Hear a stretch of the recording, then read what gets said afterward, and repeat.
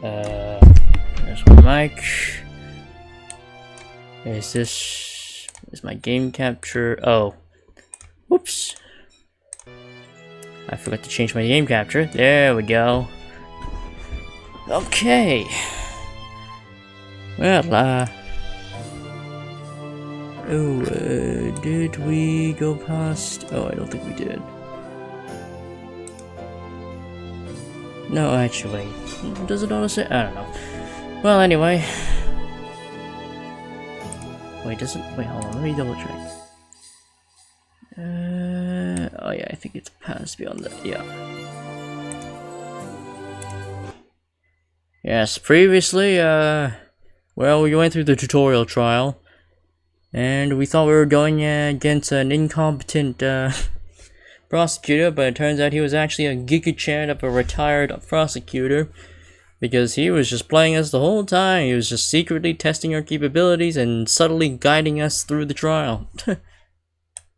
Yes, and we managed to pass with flying colors, albeit with a number of lost ego health. Yes. And we got our friend Innocent. Yes. Chapter 2, Night Demon's Aria. August 20 at 9:30 a.m. Dragon Cove, Thomas Cove. Blah blah, blah blah. That's all. Next, the office is in your hands, Luna. Wait, Chief, is it really okay? Oh, I'm playing as Charlie now. Take it easy. Practice makes perfect. You're not a rookie lawyer anymore, I guess. Thanks for your guess. It is so encouraging.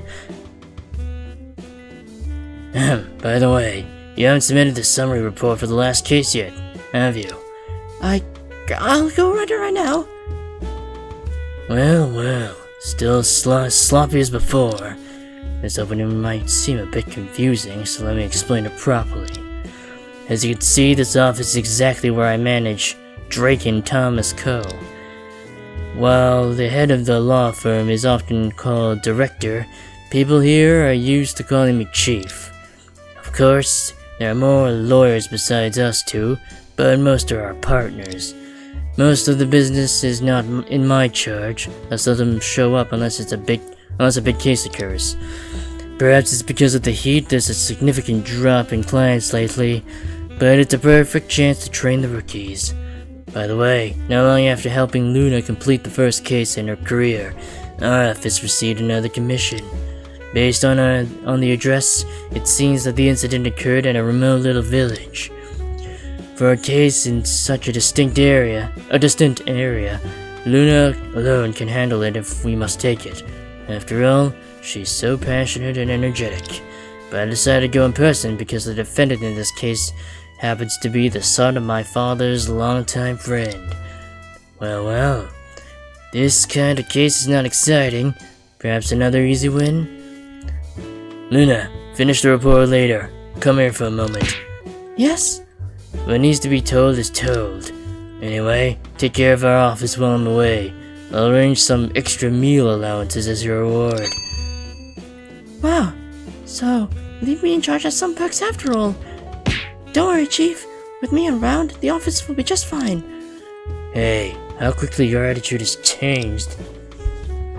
A little hoe gay.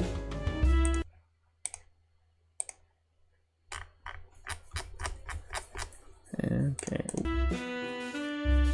Search, show.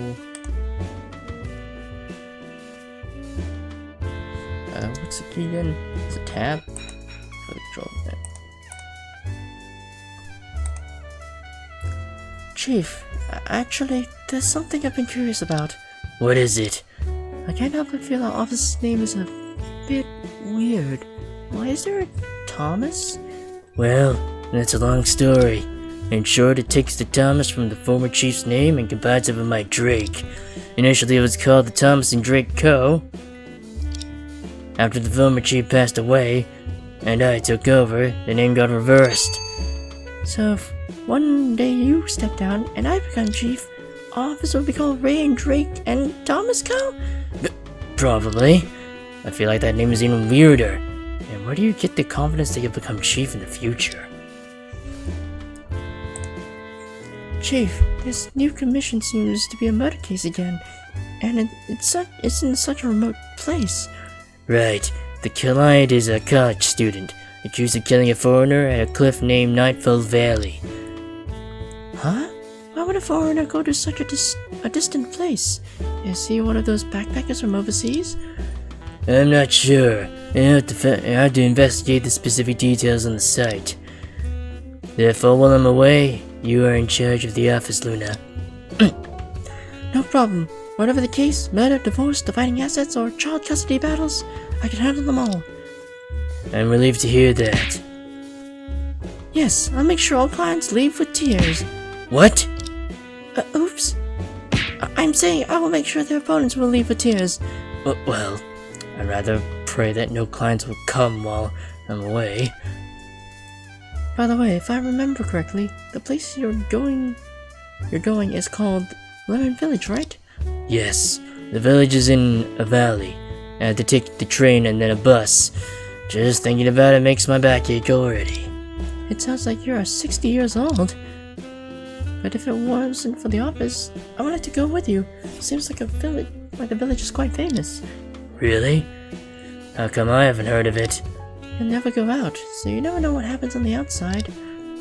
Who spent 3 days straight at the office watching those cheesy soap operas last week? So what kind of village is it? Tell me something about it. I searched it online, and a dozen of messages related popped up. That doesn't sound like a lot.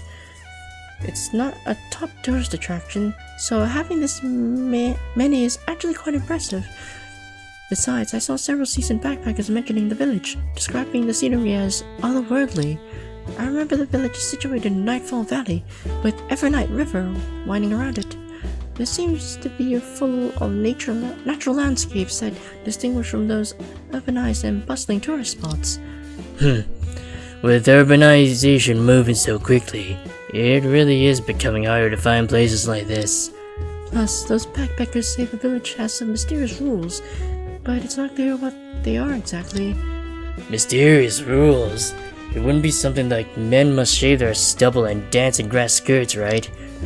Got it. For you, shaving your stubble and dancing in grass skirts are the same. Rather than having me shave my stubble, I prefer to dance in a grass skirt. Anyway, I got a general idea about the village. If you find more information, text me. Got it. Rest assured, and leave the meal allow. No, leave the office to me. Hey, why does it sound less and less reliable?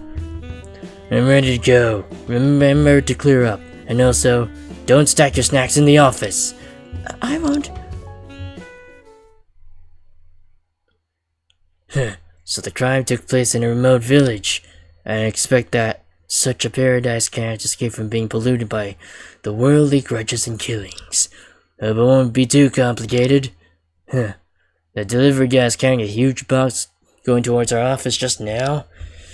Well, I can already guess who bought it and what it is. Oh, my back! The bus has been bouncing on this mountain road for a solid 4 hours.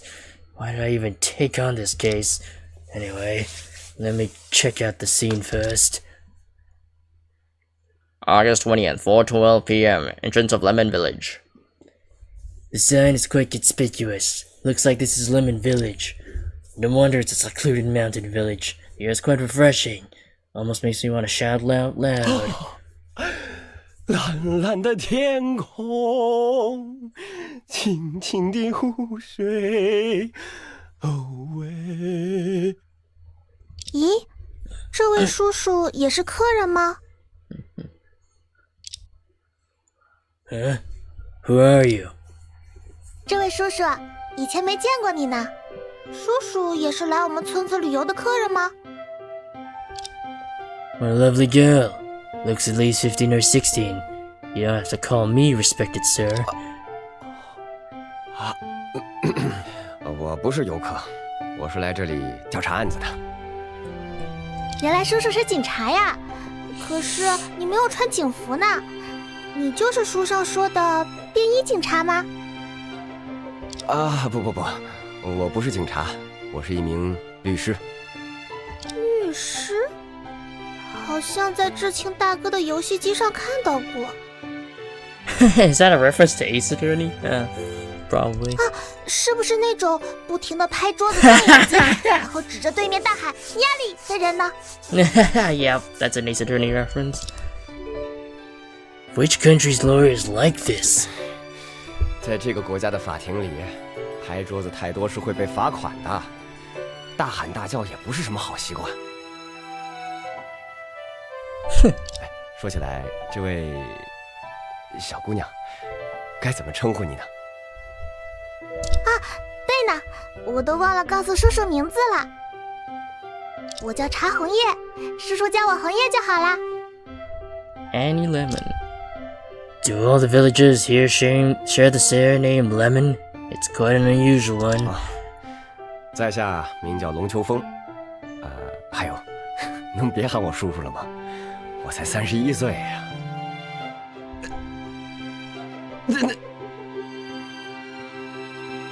What was that last bit?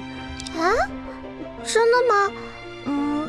这就 Oops. 是忘叔叔叔说的那个什么未老先衰吗？ Damn. Just checking the volume. Yeah, okay, the volume's still good. Ouch! 那我可以叫您律师吗？这个嘛，律师是个职业，直接用来称呼别人显得怪怪的，最好还是加个……红叶明白了，那就叫您律师叔叔吧。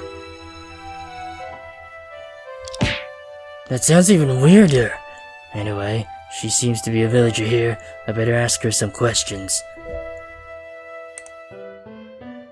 What do I have? Alright, Charlotte Drake. Okay. Alright, Annie. Can you tell me more about this village? Yes, Mr. Lawyer. Our village leads a simple life, and we hardly interact with the outside world. Grandpa says our bloodline has remained pure for hundreds of years, and the women who marry out never come back. A secluded village indeed. By the way, I didn't see any farmland for growing crops on the way. How do you manage your food supply? I know the answer. We mainly rely on growing lemons for a living. Every year people come here to harvest lemons, and they also bring us food and daily necessities. Mr. Lawyer, do you want to try our lemon tea? Sure. Thank you. Don't you find it heavy to carry a teapot and teacup with you all the time? It's really good. Thank you. I have 72 kinds of lemon tea. Would you like to try them all one by one? I appreciate it, but no, thanks. If I try them all, I don't need to do anything else today. But I got it now. The lemon tea is indeed excellent. There should be no problem relying on it to boost the village's economy. Yeah, Grandpa says that these lemons are a gift from Mother Nature. Except for the perfect sunlight and temperature, this special soil is very important. Dr. Vincent said that the soil contains many minerals and nutrients beneficial for lemon trees. I didn't notice it until you mentioned it. The soil is indeed special. Very soft, but not sticky.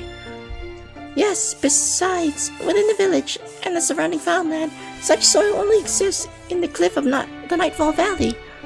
But the terrain of the cliff is suitable for planting lemons, so Dr. Vincent uses it to cultivate herbs.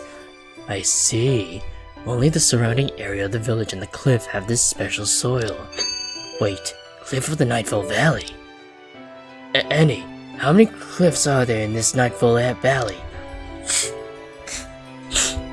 There should be only one. I've never seen any other cliffs. Just as expected. If I'm not mistaken, the cliff she mentioned is perhaps the crime scene. The information about the soil of the cliff might be useful for the investigation. I should note it down. The soil. Alright.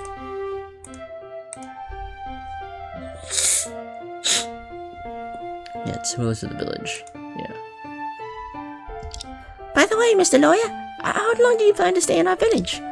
I'm not here for tourism. I'll probably leave once the investigation's over. Really? That's a pity. I've been here for over a decade, and I've never seen a lawyer. Don't talk as you've seen a dead lawyer before. Wait. You've been here for over 10 years? So you've never left the village? That's right. I've never stepped out of the Nightfall Valley. I can only hear about the outside world from visitors. They often say the night view outside is very beautiful, but there's a curfew in the village, so we can't go out at night. Curfew? This is the first time I've heard of it. Heard of that. You didn't mention that this village has some unique village rules. Is this what she was referring to? If the case occurred at night, it might have a significant connection with the curfew. Could you please tell me more about this curfew? Sure. After I talk about you. Annie, can you tell me something about yourself? Why are you suddenly interested in me? Are you what alter called a lolicon? What? No, I just want to learn more about the people involved in the crime scene. This alter, what has he been teaching this little girl? I see. I grew up in this village and am a native of Lemon Village. Well, you mentioned Grandpa several times. Is he also in this village? Yes, he's the chief of our village. My parents passed away long ago. It was Grandpa who brought me up. Ah, it seems to have stirred up some unpleasant memories for her. Should I change the topic? Luckily, with so many villagers keeping me company, I never feel lonely, and I have Grandpa, Alter, Dr. Vincent, and a lot of other people who treat me well and take good care of me. I'm glad to see that you hold such an optimistic attitude towards life. Yes, visitors that come and go also share interesting stories with me, like Wolfgang, who came for a visit several days ago. I wonder how he's doing now. I never expected such things to happen. Wolfgang? Annie, are you talking about Wolfgang Colleyfield? Yes, it's him. Are you his acquaintance? I've never seen him before, but we might become acquainted soon. Perhaps. Oh, is that supposed to be Charlie's prosecutorial rival? I guess? Wolfgang Colleyfield is my client in this case. Oh, okay. It seems that he had some contact with this young girl before the incident. It's better to ask more about it. First, the curfew. Since a long time ago, our village has had the rule prohibiting going out at night, because around the village, once night falls, a man-eating demon appears. Demon? What's that? Some kind of wild beast? No, I've never seen it, but Grandpa says it's an ancient night demon that specifically consumes human souls. Seriously? It can't be true. Grandpa also mentioned that this demon has a serpent-like body, several stories high, and large wings on its back. That's actually horrible. Several stories tall with wings? Like a serpent? If it really existed, it would have been captured and studied long ago. In order to avoid falling prey to the night demon, villagers must stay indoors after 6 p.m. We cannot leave our houses until 8 a.m. the next morning. Even though it possesses limitless magic power, its magic size prevents them from entering houses to attack us. Thanks to this rule, we have been safe and sound for so many years. Can it even knock down a house? This limitless magical power seems a bit limited. Have any of you ever violated the curfew and encountered this night demon? How could that happen? Our villagers treasure their lives and no one would violate the rule. But it did happen once when I was a child. One of my friends didn't follow the rule and sneaked out at night. What happened next?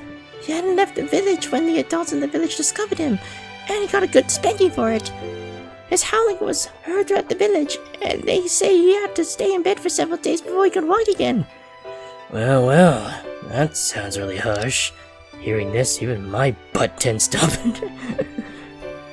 Since then, no one dared to violate the rule again. Wait a minute, but you just mentioned that the outsiders told you the night view outside the village is very beautiful, so they don't have to follow the curfew, right? Yes, Grandpa says that our ancestors offended a deity in the past. Since then, our bloodline has been cursed, making us prone to being preyed upon by the night demon. But the night demon has no interest in outside visitors like you, so you don't need to follow that rule. I feel like I'm being scorned. Though, the talk about deity and demons seems unconvincing. The village rule cannot be ignored. A curfew from 6 p.m. to 8 a.m. However, both the victim and my client, who were visitors, were free to leave the village at night. I feel that it provides considerable convenience for certain events. Do you remember anything about Wolfgang Caulfield? Yeah, of course I remember. What's that saying? Even if he becomes a ghost, I will never forget him. I don't think that's how it's used. He arrived around noon that day, and I welcomed him at that time. He said he's a college student, and that sounds pretty cool. What's cool about it? It's college, not Coolidge. He told me a lot about things outside, even though it was hard to understand. But since he has been to so many places and he knows so much, he must be a good guy. Hey, isn't it too easy to meet the criteria for being a good guy? So, do you have any recollection of what he did after arriving in the village? Well, I didn't think there was anything particularly special. That day, he had dinner at Grandpa's house. After that, we separated. Wolfgang said he wanted to go out and see the night view, and he invited me. But I had to follow the curfew, so I had no choice but to refuse him. Which means even if he made any strange moves during the night, it's unlikely that anyone in the village would witness it. This could be a favorable factor in defense. The next morning, I went to the guest room to wake him up. He looked quite exhausted, as if he just made it through the night. I had just brought breakfast to him, and not long after, a lot of police officers showed up and took him away. Looks like the case had just happened, and the police immediately identified the suspect. I see. Thank you, Annie. Mr. Lawyer? What is it? You mentioned that you came here to investigate a case. You're referring to Wolfgang's case, right? Well, in such a remote place, there probably wouldn't be any other cases happening, I guess.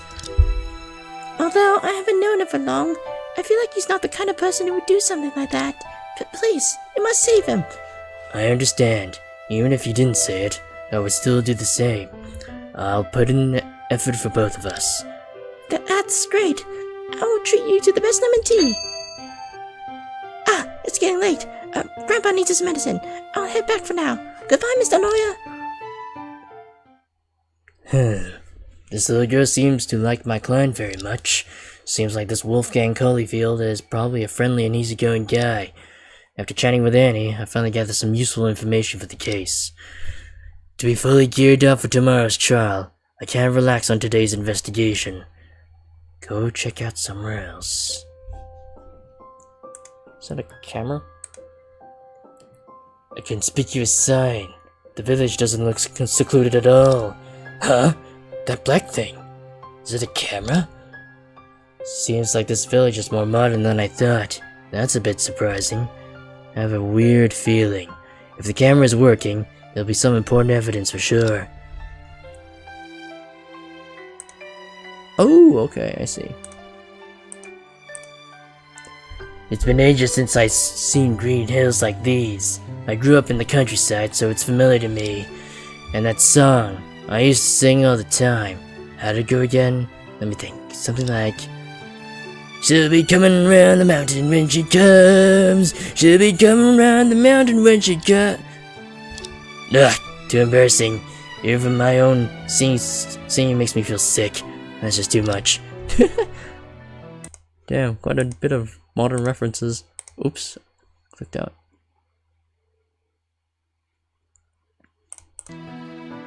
What else? Yes. Is the village gate too narrow? Enough space for people going through, but what if they decide to let cars in? Could be a problem. Given that it's some kind of historical thing, they can't just carelessly dismantle it, right? Well, why am I suddenly getting so serious about this? These quaint old buildings definitely have a rich history. A quiet mountain village without the hustle of tourists. How precious. It feels so good with no tour guide chirping around. Oh well. If only I could be here for fun and not work. Seems Luna's into that sightseeing stuff. Maybe I can bring her along next time. Will there be a next time?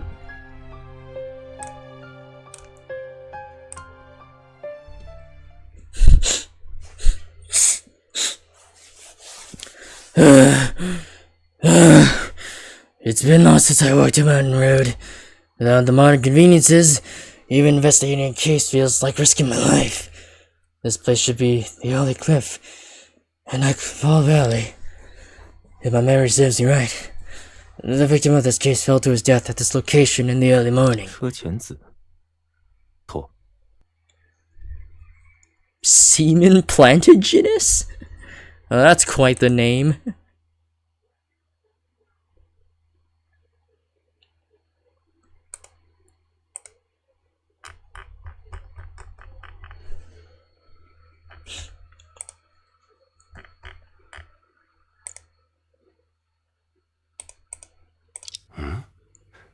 那里有个人，好像正在弯着腰寻找什么东西，向他打听下吧。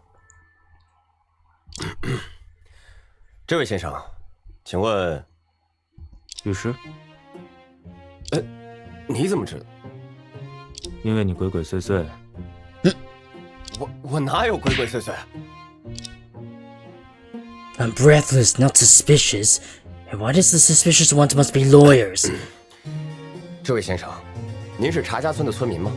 忙，什么？忙着采药，赶时间。 Oh, this must be Dr. Vincent. This guy seems to be quite reserved. 我懂的。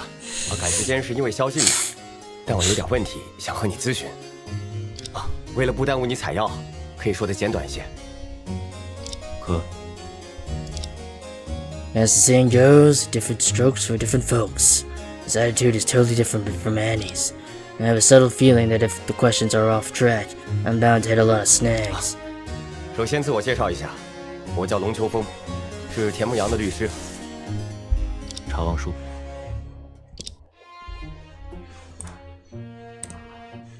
May I ask what your profession is? Village doctor.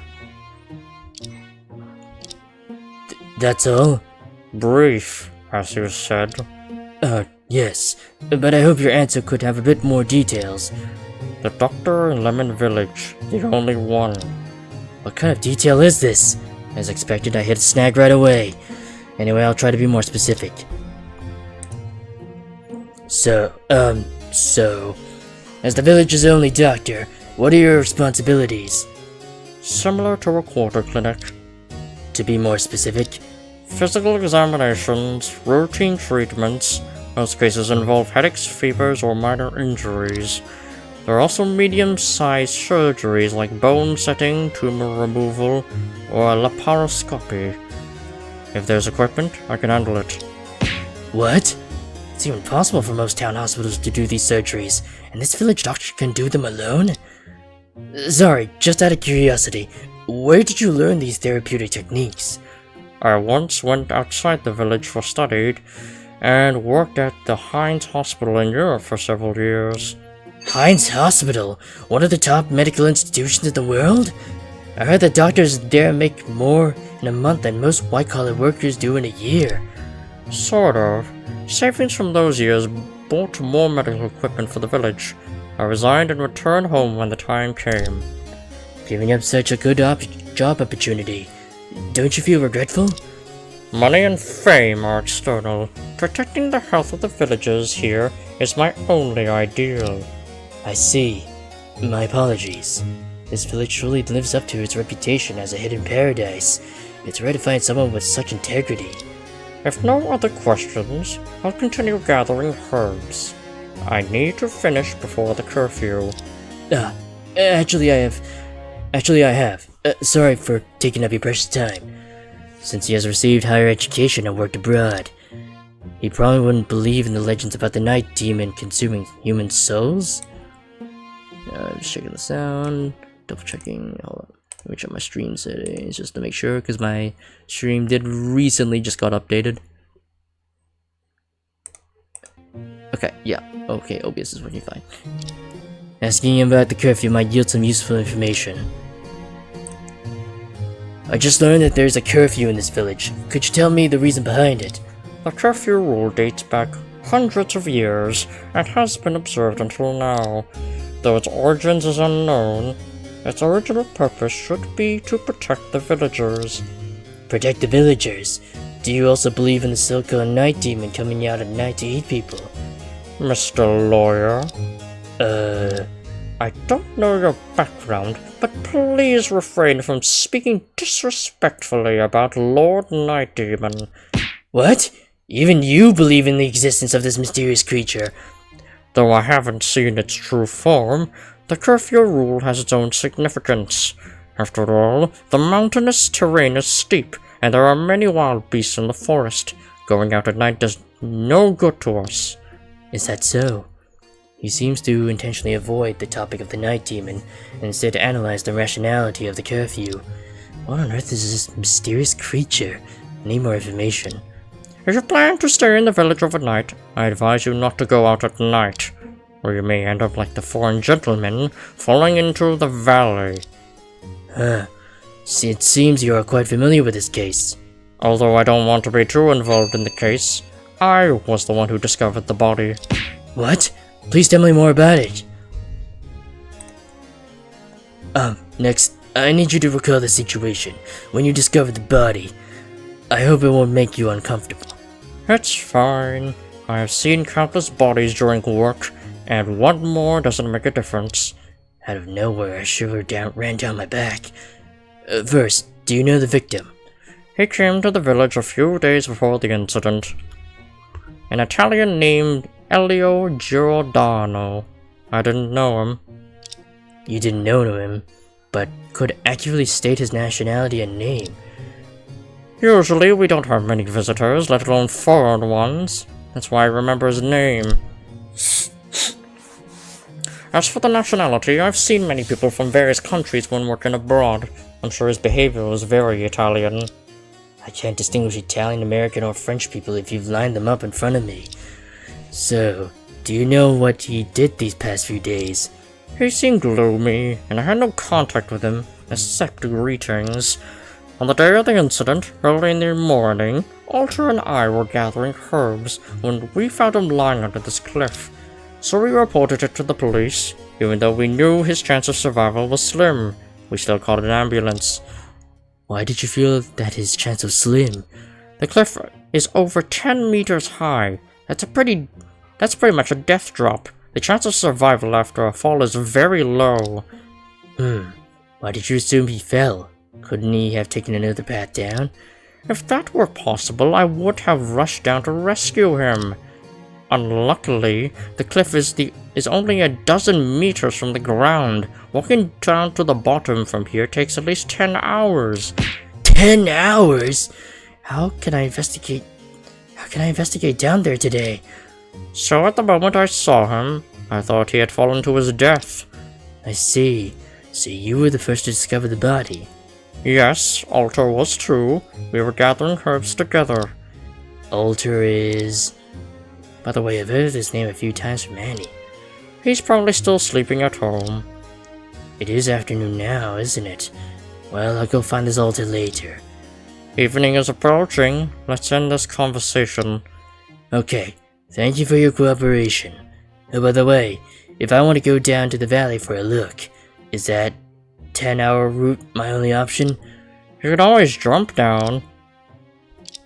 Kidding. The police seem to have set up an aerial ladder during the investigation. You can now climb down directly. Being joked with like this by a doctor doesn't feel funny at all. I shall continue gathering. Talking to him made me feel on edge. Let me see, there seems to be a shiny metal over there. That must be the ladder. Still concerned about that scene. I need to climb down and take a look. But what's this cloth over here? The tree branches on the mountain cliffs. I never quite figured how they grow in such an environment. Back in the days before school, whenever I saw those trees, I just called them guest greeting pines. After all these years looking at them now, they still kind of look like that, don't they?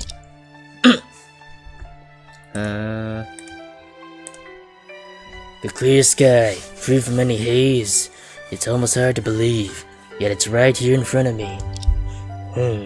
Taking a closer look, does that white cloud over there look like a prosecutor's badge? That doesn't seem like a good sign. So this thing is called an aerial ladder. There seem to be various sorts, difficult to tell them apart. But for me, flowers are just called flowers and trees are just called trees. Despite the sorts, fundamentally they're all ladders. I don't know why, but I always feel like in moments like this, a young girl would suddenly pop up and say, "See things for what they really are," or something like that.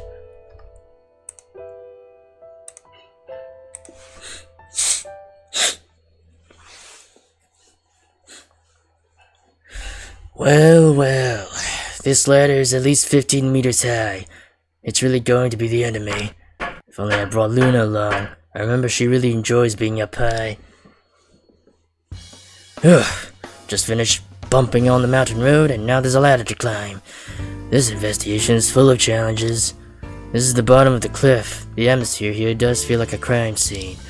The police have started their search, so the body must have been removed long ago, leaving only the outlines in the ground.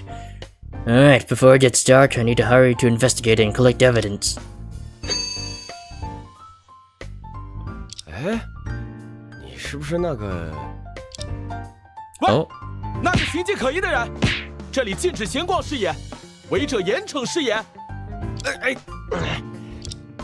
what a loud voice! 这里是凶案现场视野，不能让你到处乱走视野。拜托你能不能小点声啊？我耳膜都要被你给震破了。这是本人的标志，意见不予受理。I should have brought earplugs. 我走了，剩下的你自己看着办吧。遵命，请副局长大人放心。That woman who just left in a hurry looks quite familiar. Have I met her before? Ah, forget her. Looks like the loud voice guy is to the point. Judging by his appearance, he's undoubtedly a detective, and it's a lawyer's essential skill to extract information from 您 them. 好，我叫龙秋风，是负责本案辩护的律师。哦，原来是律师啊，难怪鬼鬼祟祟的。 What kind of image do you have of lawyers? 本人乃是负责本案搜查的巡警，名叫视野视野。 Okay. 视野视野， Serious.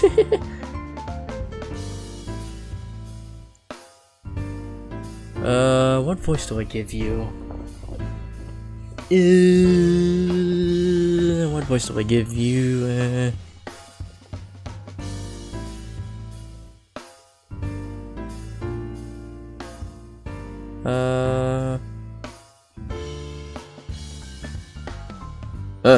I am serious. I'm serious. I have a feeling of hearing an echo. 你可不要到处乱跑啊，否则以破坏现场论处视野。啊，是是。 Before my agents suffer irreparable damage, let me ask a few questions. Detective Spark, did you recently get transferred to this area? I don't remember seeing you during the previous investigations. I arrived less than a month ago. I used to be more active in the southern branch. Due to a certain immediate superior coming over for official business, I was also transferred here. An accompanying assistant. Hard to believe this loud-voiced guy is someone deeply trusted by leaders. Is that woman who left just now your superior?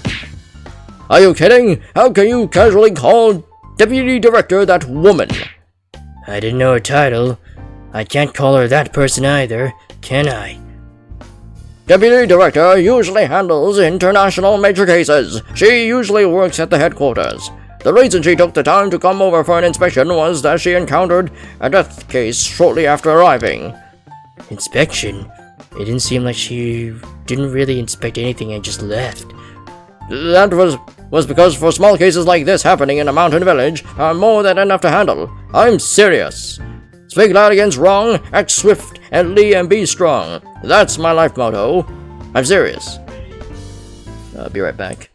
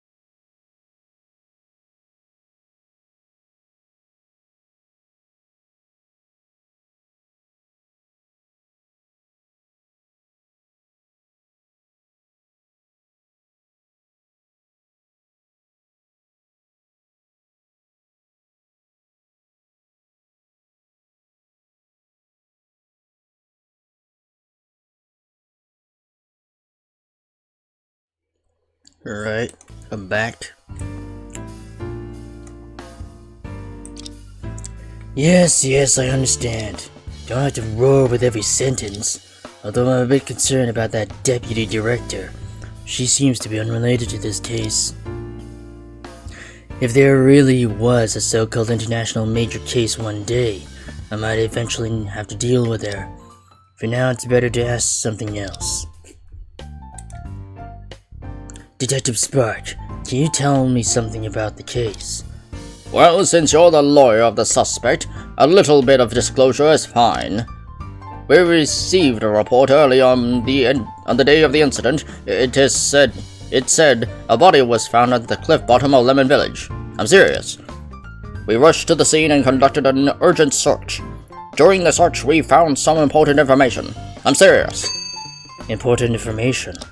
So we arrested the suspect. Our action was accurate and swift. I'm serious. It is a bit too swift.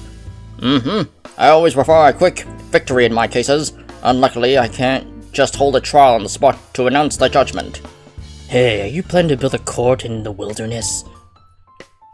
So, what exactly is this important information? Oh, ha. This is a secret weapon of the prosecution. I won't tell you. That's true. Besides, the victim in this case is a foreigner, so it has attracted attention from the higher authorities. I'm serious. Even the embassy of the victim's country sent a letter expressing concern and asking us to handle it quickly. My lips are sealed tight, and I would never reveal any confidential information to you. I'm serious. Well. It seems like extracting information from him isn't easy. It's a bit troublesome. If there's even a slightest leak, I will be a dead man at the trial tomorrow. Why does his voice suddenly weaken at the mention of tomorrow's trial? Detective Spark, is there anything special about tomorrow's trial? You seem quite scared. Well, you're the one representing the defense tomorrow, right? I will. Any problem? It seems that we are going to have fun in court tomorrow. Seriously, you, a lawyer, are going to suffer a terrible blow. I'm serious. Wait, what do you mean? And why are you suddenly smiling so mysteriously? Because you'll encounter the most formidable opponent in your professional career. I'm serious. You'll definitely get beaten thoroughly, perhaps even knocked out in the first round. I'm serious. Hey, it can't be that serious. And I'm going to a courtroom tomorrow, right? Why does he make it sound like a boxing ring? You'll know how formidable it is when the time comes. I'm serious. Well then, Detective Spark, even if you can't disclose the case details. As the defense attorney, I'd like to conduct a search of the scene. I should have the authority for that. No problem. I'm serious. Show me the defense attorney's authorization. What? Well, I completely forgot the most important thing. I was so focused on investigating that I forgot to visit the detention center and meet my client. No authorization, no search. Hurry up and get the authorization. I'm serious. Okay. How shameful. I must have been shaken silly by the rough road earlier. It said that the defendant is temporarily held in the town's detention center, which is not too far from here. Before the curfew, I better hurry to the village entrance, get your ride, and get the authorization.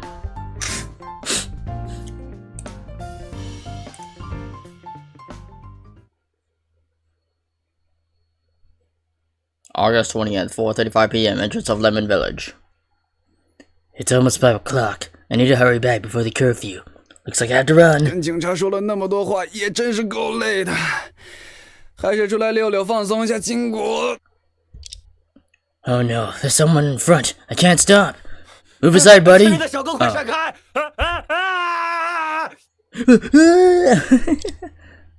Oh my god, his face! 哎，老兄，你跑这么快，我咋个短？哎呀！头！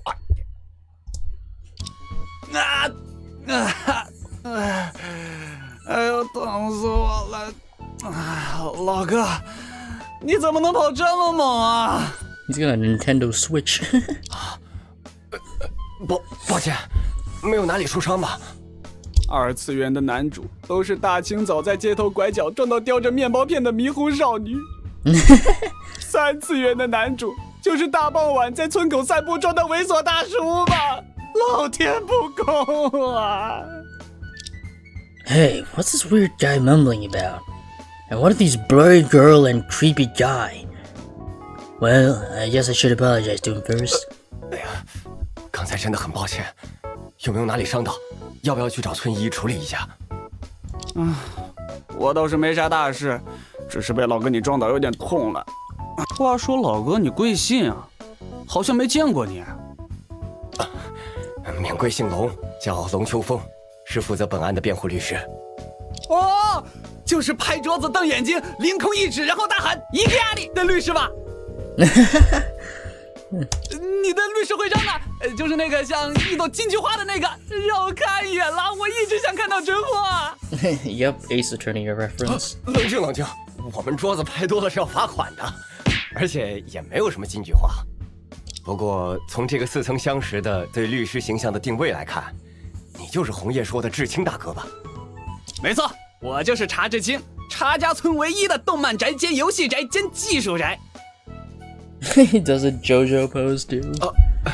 那还真是了不得的身份呢。Let's chat with him for a bit since the next bus hasn't arrived yet. I'm curious. What's the thing hanging around your neck? Huh? Aren't you a lawyer? How come you don't recognize the latest Japanese handheld game console, the NB3000? What does a lawyer have to do with handheld game consoles? They didn't expect to find someone with such a modern taste in this remote village. Well, our comrades are scattered all over the world. Whether it's a mountain village or a wilderness, there are otaku everywhere. Can someone living in the wilderness still be called an otaku? Also, our village has a curfew every night after dinner, so we can't go out at night. And because I can't fall asleep, apart from watching anime and playing games, what else can I do to pass the time? That actually makes sense. But what a pity. I'm the only one in the village who shares this hobby. I rarely find anyone to talk to. But Annie seems interested in the anime culture. If I could get her into it, I'd have someone to accompany me. I think Annie is curious about everything, not just anime culture. But interest can be cultivated. That's part of the fun of raising a lolly. Hey, what you just said is quite dangerous. Maybe I should inform Detective Spar to keep an eye on this guy. Oh, it's almost 5 o'clock. The new anime releases should have been downloaded. I need to continue my journey with the cute maid. Download? Do you have both a computer and the internet? Of course, as an otaku, how can I live without the internet? Even though it's a remote village, the electronic facilities here don't seem to lag behind the city. Maybe it's worth exploring. By the way, when I checked my phone for the time, I was surprised to see an available Wi-Fi. It's named Maho Shoujo. I have no idea what that means, but it seems like a village has quite modern facilities. Oh my, you don't even know about Maho Shoujo? You're really out of date. It's a long-lasting topic. Still have no idea what he's talking about. Maybe it's the name of a type of show? The electronic devices in the village are all my credit. I asked Dr. Vincent to get someone outside to install the internet. Did you hire Lewis and Clark? For young people today, living without the internet is as uncomfortable as not being able to breathe. Believe me, I can understand that. The last time we forgot to pay the internet bill of the office, Luna almost tore the roof off on that afternoon. You see, in a way, I, as an otaku, have pushed forward the modernization of Lemon Village. As the only tech geek in the village, I'm in charge of installing and troubleshooting all kinds of electronic devices. No need to emphasize the only. It would be strange if there were another person like you in this village. Bro, look at this camera at the village entrance. I installed it myself. Isn't it amazing? I was concerned about this weird thing when I arrived at the village entrance. So it was you who did it. Who else could do it but me? Think about it. Every villager is indoors after 6 p.m. Even though we're in a remote area, there must be some visitors, in case there's a thief one night. With this camera, we can catch all the criminals. Does this camera have some kind of trapping mechanism? Like a net? Uh-huh. Wait, does it really have one? I feel like it's better not to delve deeper into this topic. This guy can't stop talking once he starts. I need to catch the bus right now. Well, Walter, I have something to tend to, so I'll be leaving now. Ah, leaving now? I want to have you strike a sky-pointing pose for a photo. Well, let's save that one for next time. If you have time, buddy, feel free to chat with me.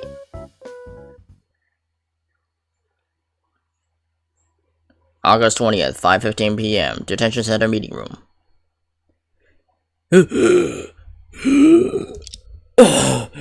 I ran all the way at the getting of the car. Thankfully, I saved some time. Once the village is under curfew, it seems I can't talk to the villagers. Better first retrieve authorization and finish the investigation, then I'll learn some details from the client. Since Annie seems to be quite like him, he should be a soft-spoken guy. Whoa, what a dirty guy! 谁啊？ Who are you? 你好，我姓龙，龙秋风。这个案子由我来为你做辩护。因为今天的现场搜查时间很紧迫，所以还请先签一下书面的辩护委托。 What's going on? Did I get the wrong person? 你的名字是田牧阳吧？ 是又怎样？真是耻辱！ I think I should change his voice. Well, my voice for this character. He seems more of a gangster kind of guy. 什么？我才不需要什么律师。身为一匹头狼，接受别人的帮助，根本就不是我的风格。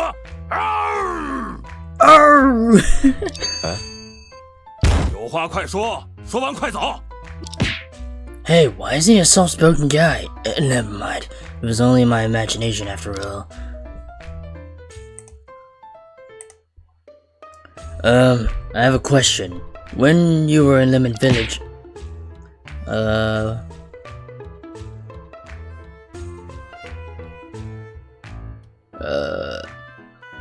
didn't do anything. What? I didn't do anything. Any problem? I haven't even asked anything yet. Huh. Well. It seems it's difficult to communicate the case with him properly. Time is running out. Let's talk about something else for now. So you're the son of an old friend my dad mentioned? He's really nosy. Hey, you're the defendant. Is it okay to have such an attitude towards your defense attorney? Well, although I don't know what you did on the day of the incident yet, but you're currently accused of murder. If you can't prove your innocence, the sentencing could be— You're too noisy. Let me put it this way. I don't know the victim, I've never been to the crime scene, and I don't need any defense. This is the dignity of the alpha wolf. I will not beg for mercy from humans even if I starve. Woo! Oh, sorry. As the dub has pronounced. What's wrong with this guy? Does he like imagining himself as a wolf? Alright then, I'm leaving. Please wait. If his father is a friend of Dad, I kind of understand why he has such a personality. None of Dad's comrades are normal, just like the one 5 years ago. Children raised by such people wouldn't be gentle and kind. Well, there's no time to argue with him now. Better get down to business. I'll take some time to understand your feelings, but for now, please sign this written defense authorization. Without it, I can't even enter the crime scene to investigate. If you're really that confident, then no matter how I investigate, the results will be the same, right? If you want to investigate, go ahead, but I didn't ask for your help. Feels like I begged for it. I'm a lone wolf with a backpack. Say it aloud on the Moonlight Mountain page. I've never seen a wolf with a backpack. Unless with that fierce and uncooperative attitude, it's no wonder the police took him in as a suspect. Well, anyway, I got the defense authorization. With a little time left, I should hurry back to the village and give it to that loud detective.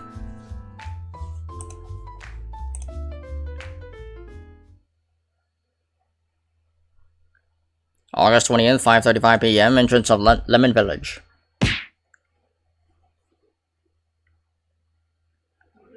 Just step and then I'll return to your side to take care of your child. I'm serious. I can't even see the village shape, but I can hear this penetrating voice. Is that guy on the phone? Well, that's good. Saves me the trouble of looking for him. Oh, the sneaky lawyer. Ugh, my ears.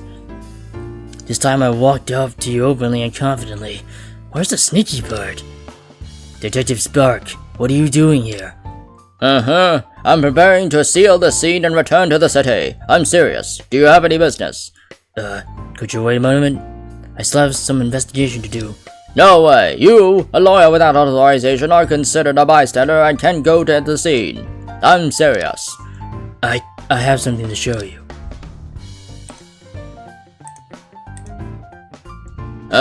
This is the defense authorization.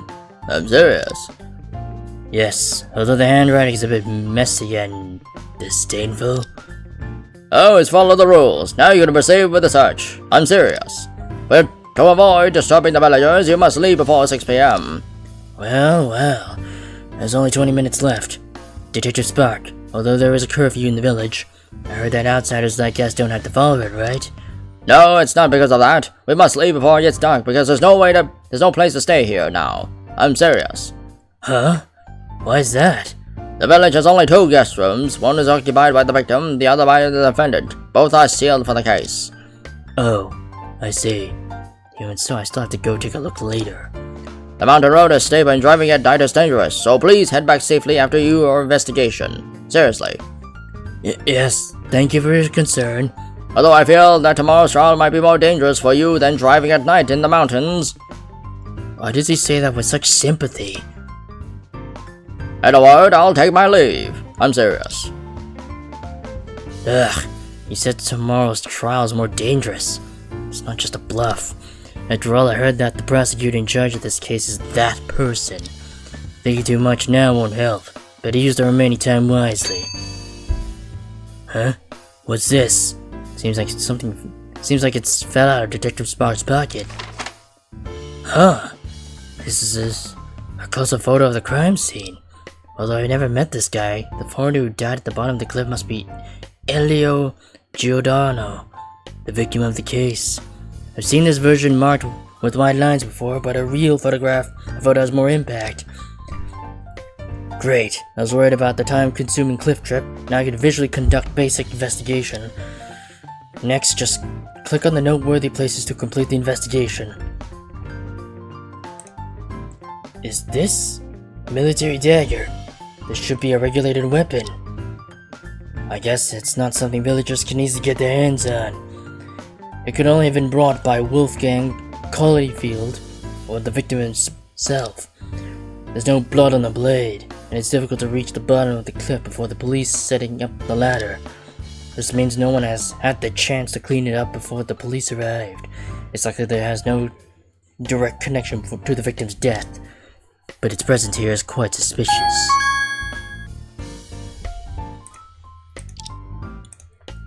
What's this? Sunglasses? From the position where it fell, maybe the victim was wearing it when he fell off the cliff. Wait a minute. Didn't this case happen at dawn? Wearing sunglasses at midnight to the cliff. Did this foreigner lose his mind? Maybe he wore it to look cool, and he accidentally fell off without seeing the road clearly. Looking closely, this pair of sunglasses seems to have some complicated device attached. Although I don't know the specific function, it's unlikely that ordinary people would use such a device. Perhaps it's like the dagger next to it. It's also military equipment. But what's it used for? Does it show a health bar and ammo count in the lower right corner when you wear it? Forget it. Maybe I played too many games. Anyway, this suspicious sunglasses and the case are probably related. Elio Giordano's body was found at the bottom of the cliff. Blood amount and posture suggest death from fall off the cliff. No other injuries found on the body, and no damage to the back of the clothes. Although I can't get the autopsy report yet, it seems that there are no other possible causes of death. If the police confirm this is a homicide, there must have been an external force that caused him to fall. Unfortunately, I can't see any clues from this photo alone. Could he have been pushed down? Is there anything else? His watch? The victim had his watch on his wrist, but it's not very clear due to the photo itself. Since the watch is worn on the right wrist, is he left-handed? Falling from such a height, I wonder if the watch can still work. If it was damaged during the fall, then it couldn't accurately record the time of the incident. That is true. Better take down this information. I gathered so much useful information with just one photo. This is the level of investigation a seasoned lawyer should have. Thanks to it, I shouldn't have to descend the cliff again, but the area above is likely the initial scene of the victim's fall. I still feel uncertain if I don't go and investigate properly. Also, since I arrived at the village, I've been wandering around the entrance and outside. I've never walked into the village. Time is running out today. Better focus on the 2 guest rooms.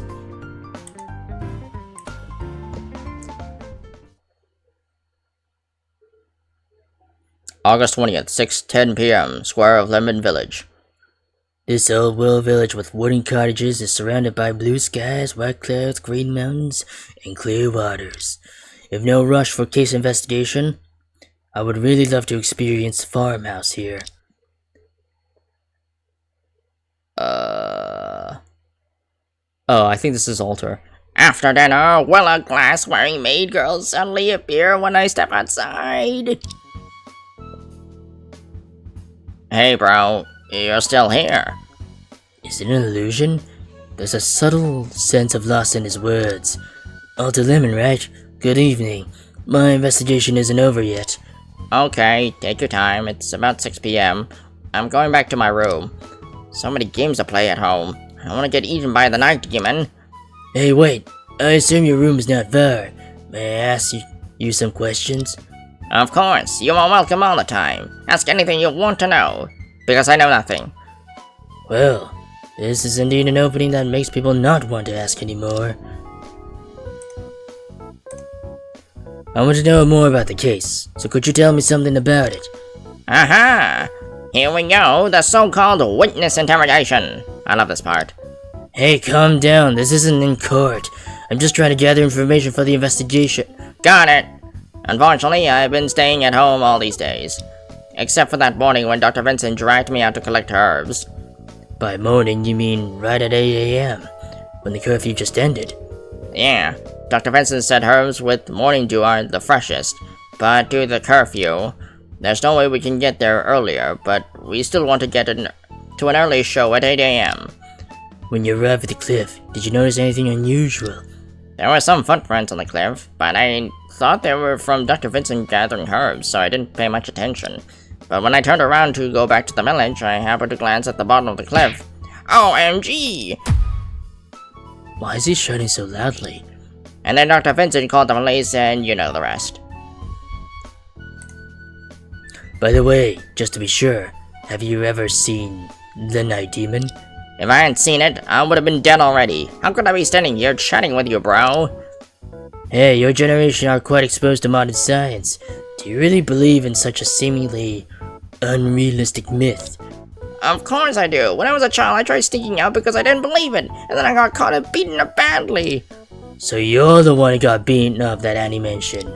But anyway, a demon that feasts on the souls of humans at night, wouldn't that make for a great storyline? A storyline? Yes, using it as a prototype to design a a curvaceous lady night demon and releasing a comic book would definitely be a hit. Aren't you afraid that your own soul will be lured away by her? Well, it seems like I won't get any clues about the identity of this night demon from him. So, you and the village doctor, Vincent Lemon, were the first discoverers. Yeah, I suppose. After all, we went out exactly at 8 a.m. No one could have been earlier than us. Did you encounter anyone else on the way to collect herbs? No, who'd be crazy to get up so early to go to the cliff? Are you talking about yourself? Actually, I'm the first discoverer because I noticed it a few seconds before Dr. Vincent. He noticed it because I screamed OMG first. Did you notice anything unusual when you saw the body? Yeah, of course, definitely. What was it? The unusual thing, of course, is me. Seeing a dead body made me completely unusual. It's the first time in my life. I was hoping for something useful. Luckily, it's far enough so I didn't see clearly, or my soul would have been scared away into the mouth of the night demon. It was daytime and the night demon should be asleep. When you saw the body, did you recognize its identity? Are you kidding? How could I? But the golden hair is eye-catching. It's eye-catching, but it doesn't seem like he knew the victim before. What do you know about the victim, Elio Giordano? Absolutely nothing. Absolutely nothing. After all, I spend all day playing games at home, so I have no idea about a stranger coming to the village. So, seeing a foreigner in the morning, and even more, he's a dead man, that really freaked me out. What about the purpose of this foreigner coming to the village? Any idea? No idea. If Dr. Vincent didn't tell me, I wouldn't even know he came. After the incident, the villagers were gossiping, and that's when I learned he was here to sell something. Selling? So Elio Giordano was a businessman. I don't know what it is that would make him specifically come to such a remote place to sell. What about the suspect in this case, the college student named Wolfgang Collifield? Ah, the one who got arrested? Never seen him before either. Well, even if the sky falls, you still stay at home gaming and don't even look outside, right? Of course. Surprisingly agreed without hesitation. It seems that the victim and the defendant were practically invisible to this guy. No more time, and that's all I need. Thank you for your cooperation. You're welcome, bro. Feel free to hit me up. My home is right by the square. The newly released anime today is super exciting. I'm heading back to watch it now. The information I got from him is quite limited. He really embodies the otaku lifestyle. Before heading to the guest rooms, let me see if there's anything noteworthy in the square.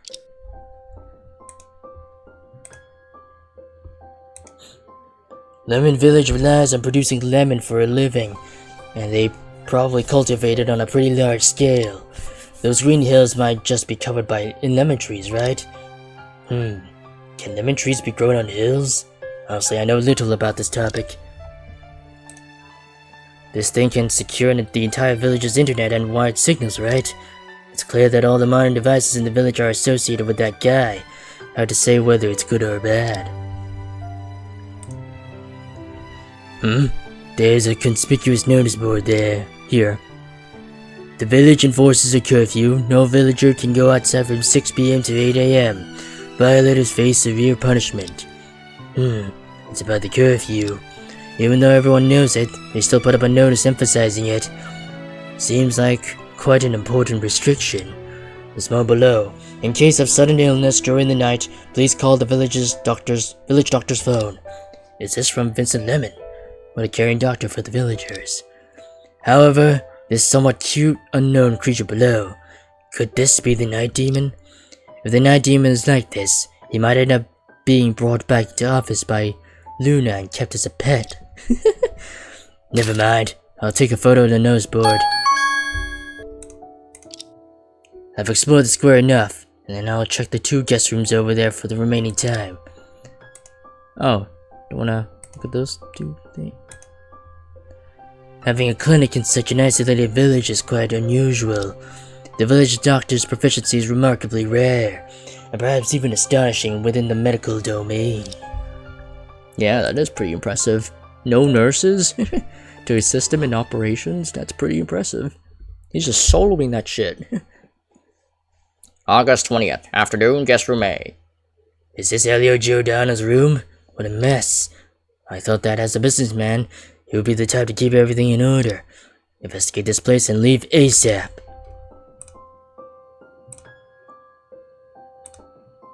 The view from the window is so wide you can almost see half the village. If I look outside at night, will I catch a glimpse of the night demon? I'm afraid not. If any tourists here were to witness it, it would definitely make headlines. The guest room in Lemon Village seemed pretty new, probably to handle more tourists coming in.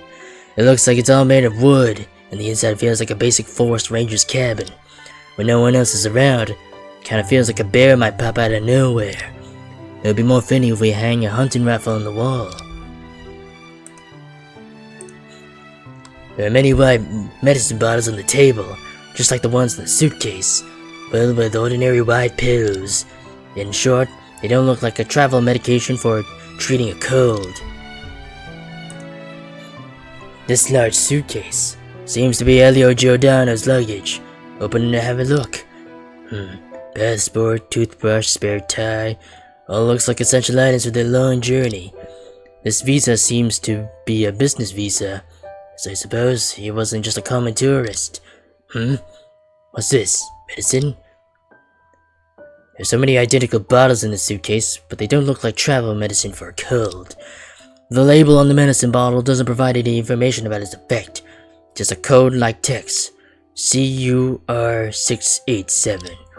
The things inside are just ordinary white pills with no unusual smell and not looking toxic. Although I don't know what it's for, I'll keep it just in case. Fucking cocaine pills, probably. Or some weird panacea, I don't know. Seems like there's nothing else worth taking in this room. Check the next room. But what about the bed?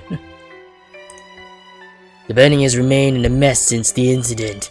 T-shirts, socks, shoes are all randomly thrown around. Was he in a hurry to do something at the time?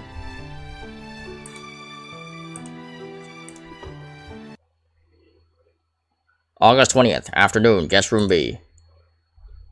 So this is Wolfgang Collifield's room. Well, it's surprisingly neat. He has a rough appearance, but as a travel enthusiast, organizing things must be a necessary skill. Mr. Lawyer, Annie, what are you doing here? these 2 rooms belong to Grandpa. I often come to help with the cleaning. Please have a seat. Okay. Mr. Lawyer, how is your investigation going? You must be tired. Please have some tea. Well, I actually still have questions to ask. After drinking a cup of tea, I feel refreshed. So glad that you like it. There are 70 more types here. Mr. Lawyer, please taste each one. No need. Is she trying to use me as a taste tester? Annie, it's almost 6 o'clock. Don't you need to hurry home? Of course, but Grandpa's house is right behind this room. It only takes 1 minute to walk there. I see. There's something I didn't get to ask at the village entrance. Ask now. Annie, I know you might be a bit scared, but still, I have to ask. How much do you know about this case? It's okay, Mr. Lawyer. I'm not scared. Aunt has shown me many scarier things. I don't know if I should feel relieved or sad. I only learned about Mr. Foreigner's death after Mr. Police came to the village this morning. I thought Mr. Police were here for sightseeing, but No villager will want to see incidents like this happen. even though Mr. Foreigner looks rough, I don't think he's a bad guy. I don't believe that anyone would do such a terrible thing as murder. Mr. Lawyer, could it be Mr. Policeman made a mistake? I understand your feelings, but the dead body is a fact that cannot be mistaken. So, have you been to the cliff recently? Grandpa often warned us that the cliff is dangerous, and no one is allowed to go alone except Dr. Vincent, who knows the area. I can't remember the last time I went there, but I think it should be many years ago. If only I'd advised Mr. Foreigner. Oh, she's getting sad. Better change the topic. Annie, how about telling me more about your grandpa? Yeah, of course. After talking about the victim. By the way, can you tell me something about this foreigner? Mr. Foreigner with the golden hair came to the village a few days ago. I had only seen foreigners in anime, Alter showed me, so I was quite curious about him. Did you ever talk to him? I greeted him, but he didn't seem to like talking to me, even though he spoke our language quite well. Is that so?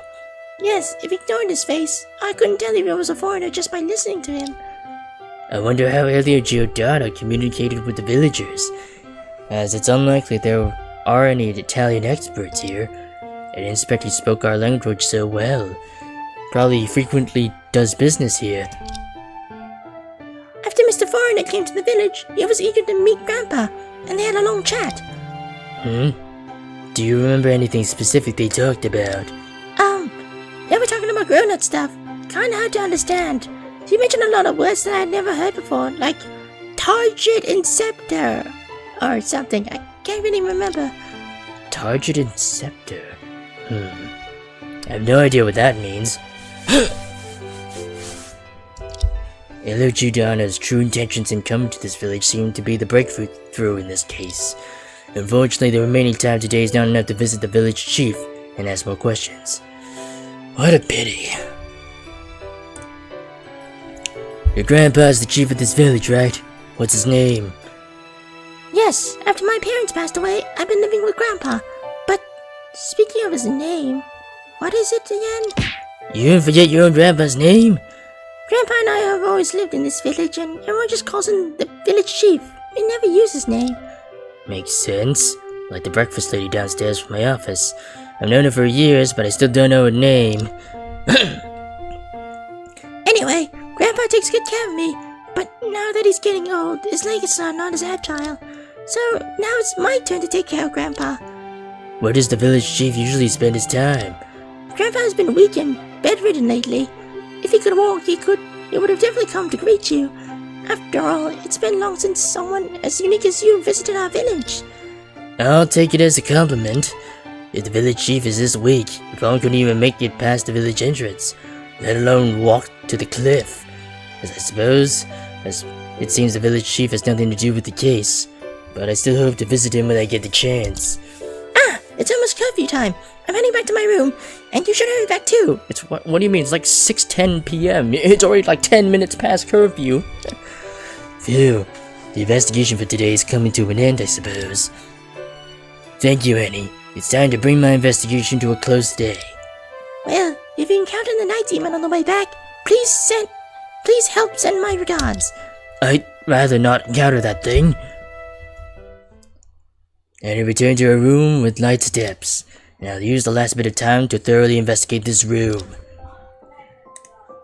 Alright, we can look at. The view here is basically the same as the next room. But at first glance, Lemon Village doesn't seem to be very large, huh? Oh, that's Annie, running back in a hurry. She is greeting the guy nearby, and that cheerful smile looks like Alter Lemon? It's almost curfew, but he's still hanging around. This giant thing is Wolfgang Colleyfield's backpack. Wait. Yeah, he's already wearing one. He's got a second backpack? He's carrying another backpack in the detention center. Unbelievable. Unbelievable. This guy travels with 2 huge backpacks? He's even stronger than I imagined. Let me see what's inside this backpack. Huh? What's this? A note? Come to the cliff on the midnight of the 20th. Hear this to wrap up your problem. Oh, wear this to wrap up your problem. Okay, I think. Yeah, the W is kind of smudged out. E.G. Let's put an end to this. The signature on this note is E.G. Is this Elio Giordano? Ugh, not good. If the victim left such a note for that guy. This immature handwriting and the wrong spelling mixed in definitely seem to be from a foreigner's hand. If these 2 people did meet on the night of the case, it's definitely not a good sign.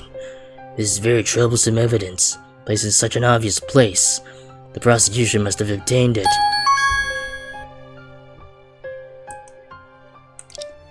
After the investigation, I must go to the detention center and ask what this is all about. Might as well use the last few moments to take a look outside.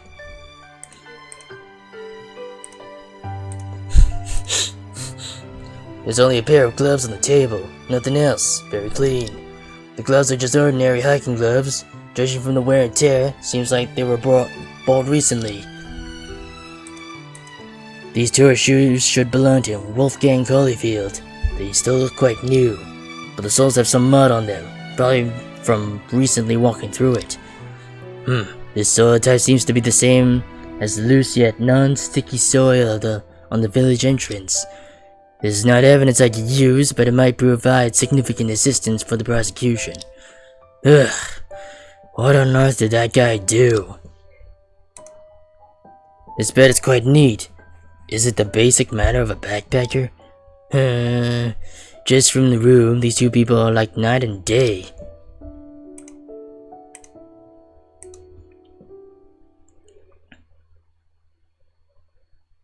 August 20th, afternoon, cliff of the Nightfall Valley. Back to this cliff again. Luckily it's summer, and the sun can still last a little longer. The village doctor who was collecting hers should be back to the village waiting for the curfew by now. There are police climbing up the aerial ladder one after another now. Seems like they're also going back to the village. Thanks to the village curfew, I can finally investigate here without being disturbed. Now, investigation, start. Excuse me?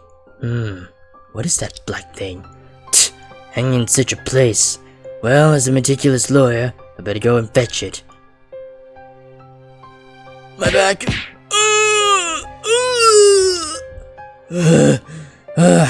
Doing such a stunt is really a bit much for someone my age. Wait, how old is he?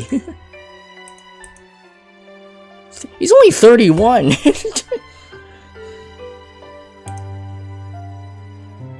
Let me grab the cliff's edge. Okay, get it. Let me see. Looks like a piece of black cloth. Probably a part of someone's clothing. Should be exposed to the wind and sun while hanging, but there's hardly any dust.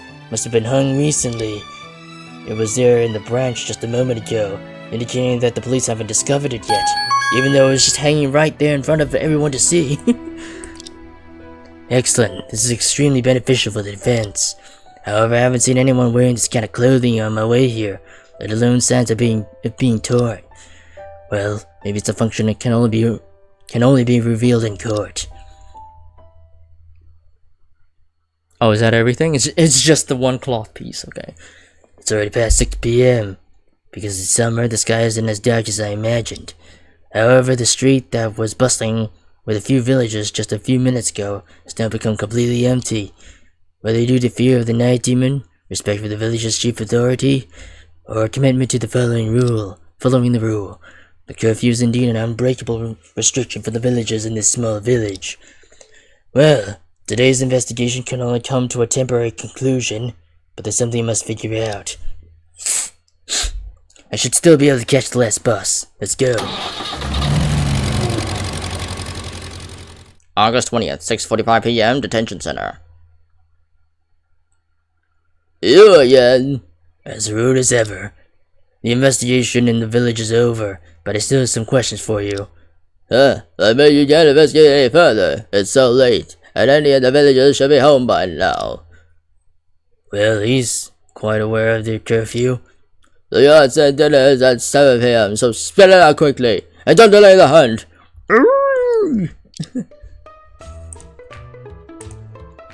Last time I came, I was in a hurry to return to the village for investigation. I didn't have time to ask in detail. Do you know why you're considered a suspect by the police? That's that loud voice guy. Maybe it's because those villagers all look weak, while I, with my robust physique, look more like a murderer.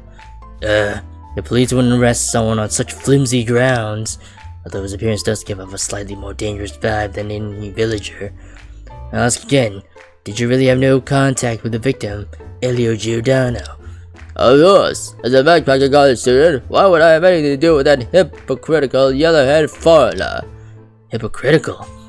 If you really had no contact with him, you wouldn't use such a specific term to describe him. Maybe we'll cross paths in the village, but I wouldn't pay attention to someone like him. As a proud wolf, I gotta lower my gaze to that husky. Well, this conversation is not going anywhere. Show him that thing. I guess I'll just show him the note. Have you seen this? He seems to be a little confused. Time to question him. Earlier you denied any contact with the victim and claimed you didn't leave your room at night. So how do you explain this note? Since I haven't seen such a thing, what about explaining? This note was found in the backpack in your room. Who do you think I'm trying to fool? I just packed my backpack for being brought here, and it wasn't there back then. Huh? No signature wolf found this time? His reaction is different from before. Did I get something wrong? Oh, that's, oh, I don't think that's been translated, but I think that's the guard. Hey, over there. Visiting time is over. Hurry up and go back for dinner. Looks like you're going back to my den. Do whatever you want to do. Hey, I still have something to say. Well, what should I do now? Even though I've collected some evidence, I still cannot figure out the truth behind. Everyone I visited denies any deep contact with the victim. What kind of secrets does this foreigner who met his end in a foreign land hide? When I walked out of the detention center, the night had suddenly fallen. The small mountain village surrounded by the valleys was probably going through another quiet night. I wonder whether this mysterious night demon who feeds on human souls was stirring in the darkness. While I was lost in these thoughts, I didn't realize what hidden behind this peaceful small village. I think it was supposed to say what hid behind, not hidden behind.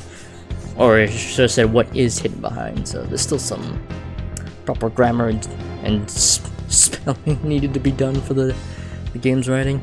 Is a curse far more terrifying than a night demon?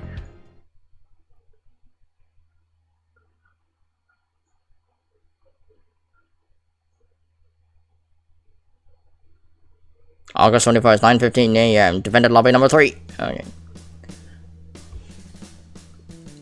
Well, I haven't even fully understood the details of the case, but the trial's about to start. I still don't know how the victim fell off the cliff and why the defendant was arrested. It really adds much difficulty to myself to have such a weird client. When did Luna arrive? Better go greet her. For some reason I decided to have Luna come and participate in the trial. Finally, I managed to explain the relevant information and evidence of the case to her before the trial. Luna? Yeah, why are you scaring me? It was you scaring me, okay? Good morning, Chief. Morning? Why the heavy look? It's not like the usual you at all. Well, I'm fine, really. Are you worried about our client? He's indeed the type to be worried about. No, it's not about him. I'm worried about you, Chief. Me? Are you sure? Absolutely sure. Chief, you do know who the prosecutor is today, right? Yes, of course. Otherwise I wouldn't have called you here. Experienced prosecutor Stella Ray, enabled woman, renowned throughout the legal world. They say she even practiced boxing, the type you wouldn't want to mess with after just one look. But most importantly, she's Luna's elder sister. Oh, okay. She always thought Luna should join her at the procuratorate. Procuratorate. But after graduating abroad, Luna came to work with me instead. It makes Prosecutor Ray particularly annoyed with me. Well, what a nerve-wracking situation. Yada does it. Good grief. Anyway, I just met Sis. She seems to be in a pretty bad mood. How bad is it? Well, she punched several cracks in the wall, shouting, "Use my fist to conclude the match with a punch," and things like that. That's really bad. Should I consider wearing armor to the court? Our client seems reluctant to talk. He's already in the courtroom. With Sis around, I shouldn't say too much, Chief. Today is all up to you, Alazi. Well, okay. Is this really going to be okay? I hope so.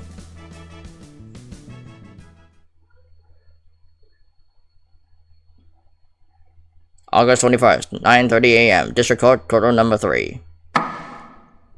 那么，大学生田牧阳在刘叶谷涉嫌杀人一案，现在开庭。Okay, I'm gonna save and be right back.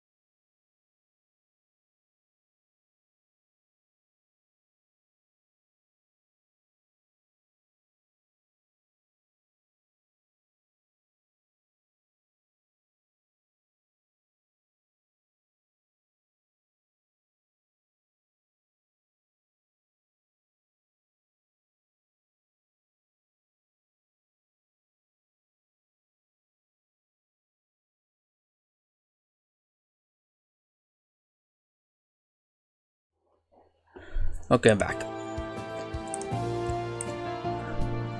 辩护律师龙秋风已经准备好了。龙律师的风格一如既往，还是这么不修边幅。Untidy? Well, well, don't tease me about my stubble. Your beard is much longer. 那么检控方，你这家伙， Oh shit. 才刚开庭就这么大火气呢？检察官雷夏兰已经准备完毕，请辩护方速来受死。Damn.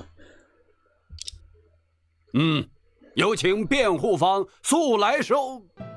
不对，检控方，你在说什么呢？不，我什么都没说。 Oh my god, she's the fucking fun karma of this game. 那边的律师给我听好，不知道你用了什么花招，把我妹妹骗到你那歪门邪道的事务所去。今天我会让你在她面前输得一败涂地的。 I knew it. Maybe I should have worn armor to the court. 姐姐，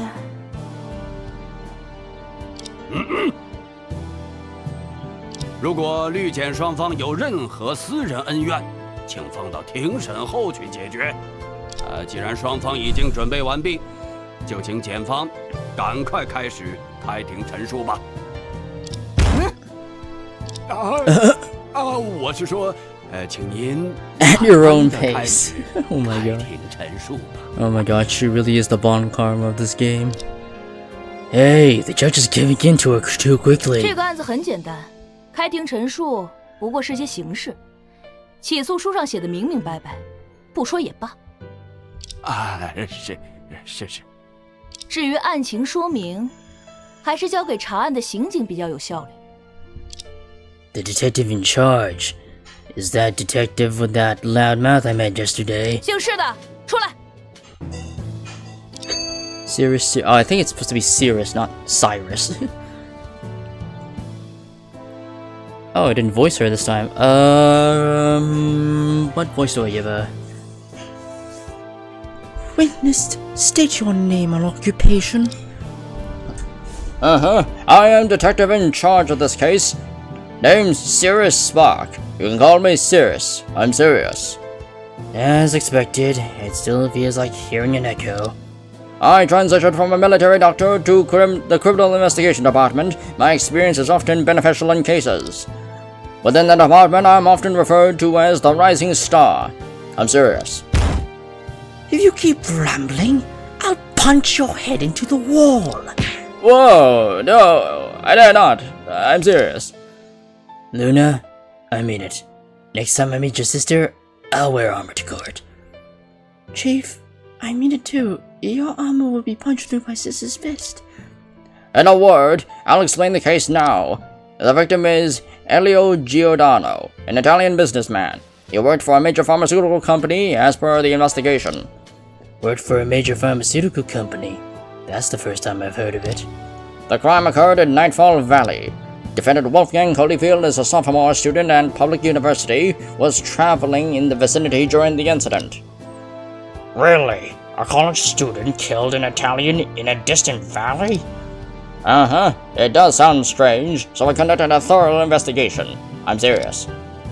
Enough of this nonsense. Just testify about the case investigation and the reasons for the arrest. Here goes.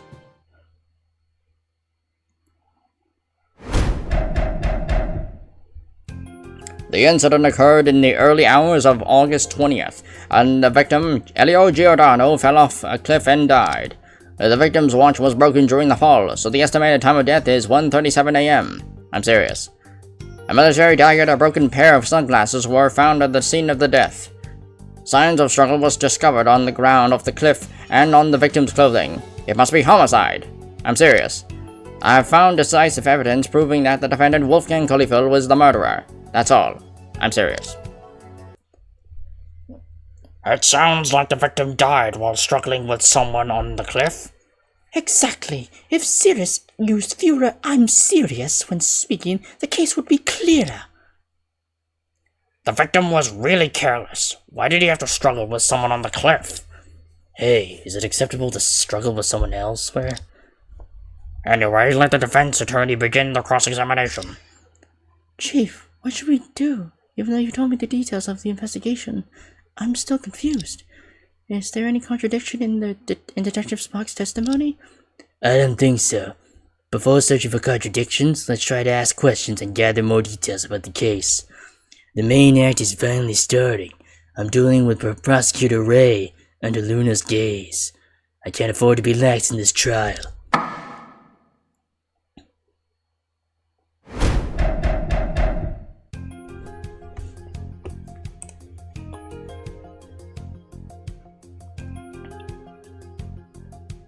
Wait a sec.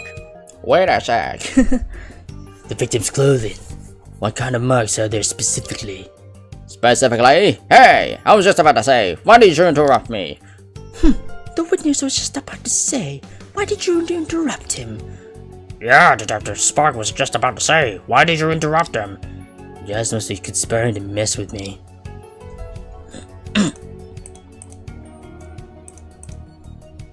Wait a sec. Are you sure that the victim died from falling and not from some other cause? Don't underestimate me. I'm not the forgetful detective who neglects evidence or skips coat washing all year.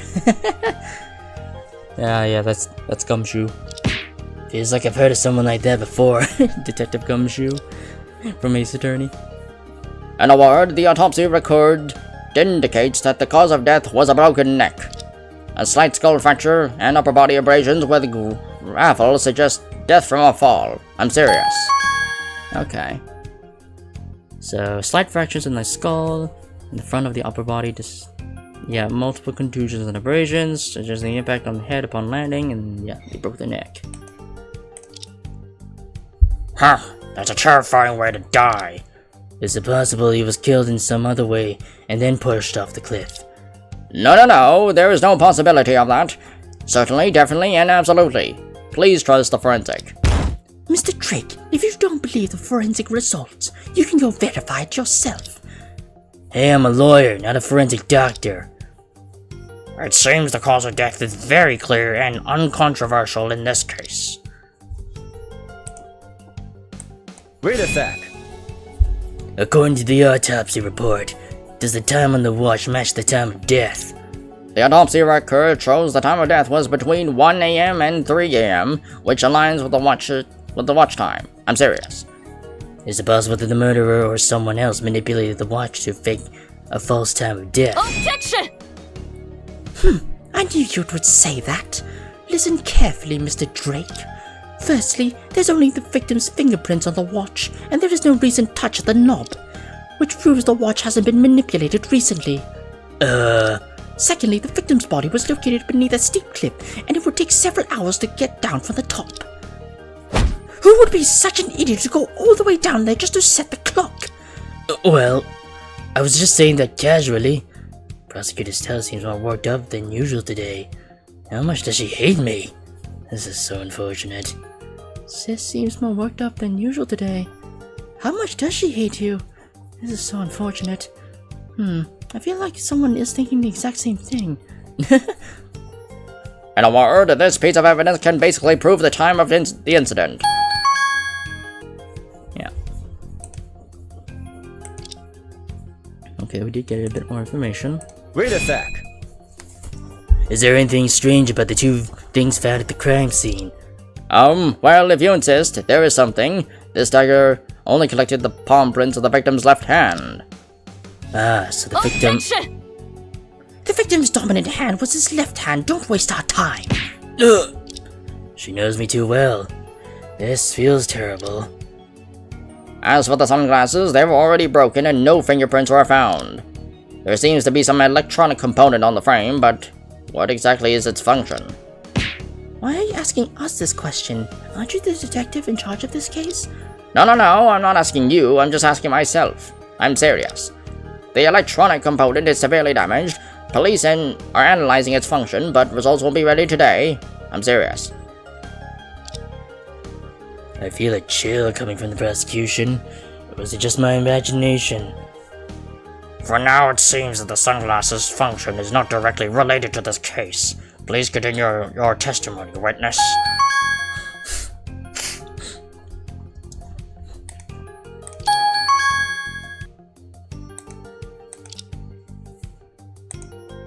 Wait a sec. What is the so-called decisive evidence exactly? What I'm about to say leaves the murderer, the defendant, and with nowhere to hide. I'm serious. I have a bad feeling. We found the defendant's fingerprints and a shoe print on the victim's clothing. I'm serious. What? I had no idea at all. Torn marks are on the collar of the victim's shirt, with clear fingerprints of the defendant. Allow me to submit the evidence. More decisively, on the buttocks of the victim's pants, we found a shoe print of Wolfgang Cullyfield. The soil on the shoe print on the victim's pants matched that of the crime scene. The above evidence clearly proves that the defendant kicked the victim at the crime scene. I'm serious. Well, shit. On the right buttock, okay. Oh, but it matches that of the crime. Oh, okay. Yeah, but we know that the soil in the village and the soil at the cliff are similar, if not the same. So it's possible he could have just done that in the village and not at the cliff. He could have just kicked his ass in the village and not in the cliff. Order! Order! This is indeed decisive evidence, Detective Spark. Please add that statement to the testimony. Is this really the decisive evidence? Something feels off.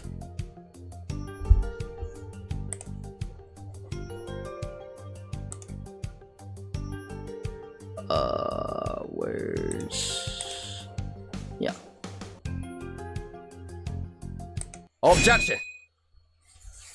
Well, looks like I finally got you. Detective Spark, you just mentioned that the defendant Wolfgang Cullyfield kicked the victim at the cliff, right? Yes, I'm serious. And then the victim tragically fell off the cliff. Unfortunately, Detective Spark, you seem to miss some important information. What? Based on our findings, the soil around the Nightfall Valley cliff is completely identical to that within the Lemon Village. Shoe print soil on the victim's pants matches the crime scene soil, which means that it is also the same as the soil in Lemon Village. The defendant might have kicked the victim, but where exactly did he kick him? Even if the defendant had never been to the cliff, kicking him within the village would leave the same shoe print. Your so-called decisive evidence doesn't even seem so decisive now. Luckily I found a breakthrough right at the beginning. Nonsense! That's quite a powerful line. I see now. You don't have much ability, but you're great at fooling people. You say the defendant never been to the cliff. Where's the evidence? But not say, do you have any evidence that he was there now? Judging by her smug expression, she probably does have the evidence. Cyrus? Oh no, Cyrus. Cyrus, you can step down now. Yes, I'm serious. Your Honor, the prosecution requests summoning the next witness to crush the defense's nonsense. Please go ahead. Looks like the judge hasn't quite recovered from Sis's pressure. I'm curious to see how far you can struggle with your little tricks. We now call the first discoverer of the body, the unfortunate otaku in the village, Ota Lemon, to the stand.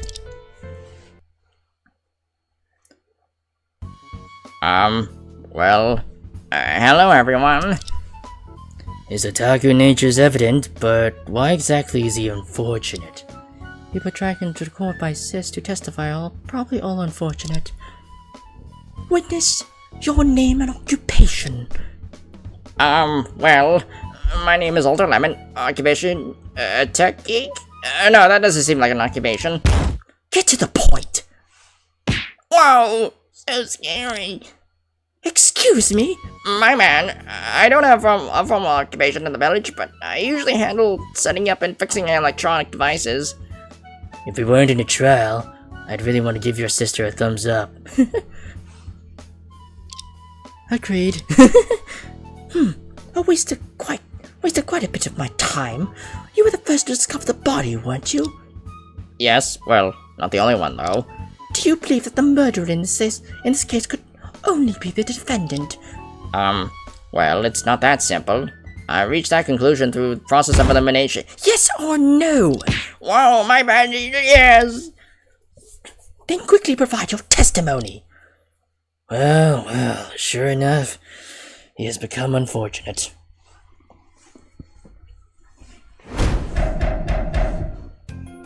Dr. Vincent and I went out to gather herbs on the morning of the 20th and reached the cliff. I accidentally discovered the body. Oh god, there's a fucking moth in my room. Ah! Fucking moth. Okay, I have no idea where it flew, but it went somewhere. That's annoying. Oh.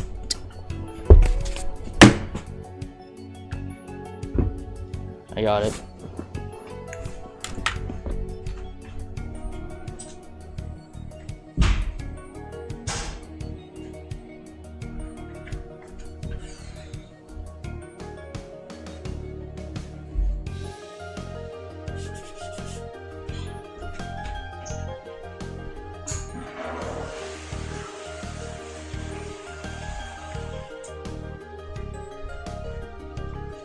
Okay, I got it. Okay. I accidentally discovered the body below the cliff, so Dr. Vincent called the police. I heard the incident happened at midnight, so that young man is probably not the only one who could have committed the crime. After all, our village has that rule, no one will go out at night. No one goes out at night? What does that mean? For some reason, this village has a special curfew rule. All villagers are prohibited from going out after 6 p.m. every night until it is lifted at 8 a.m. the next morning. Oh, I see. Nights in the mountains can be dangerous. Not going out is a wise choice. Young people who haven't been to the countryside may not understand this. The judge suddenly showed an expression of wisdom in his old age. It's like the way you usually educate... It's like the way you usually educate me, Chief. Okay, they need to fix the grammar there. Do I? Besides, there's quite an age difference between me and him. Defense, please proceed with the cross-examination after your little conversation. Okay.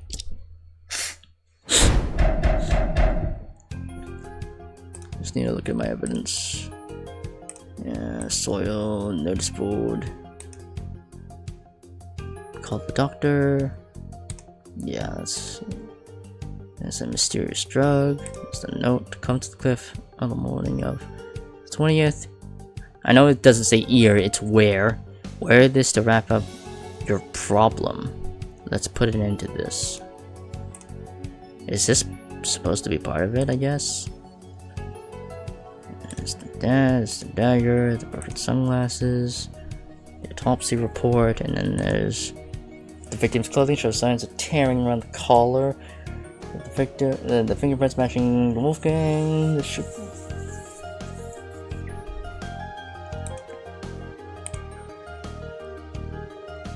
Wait a sec.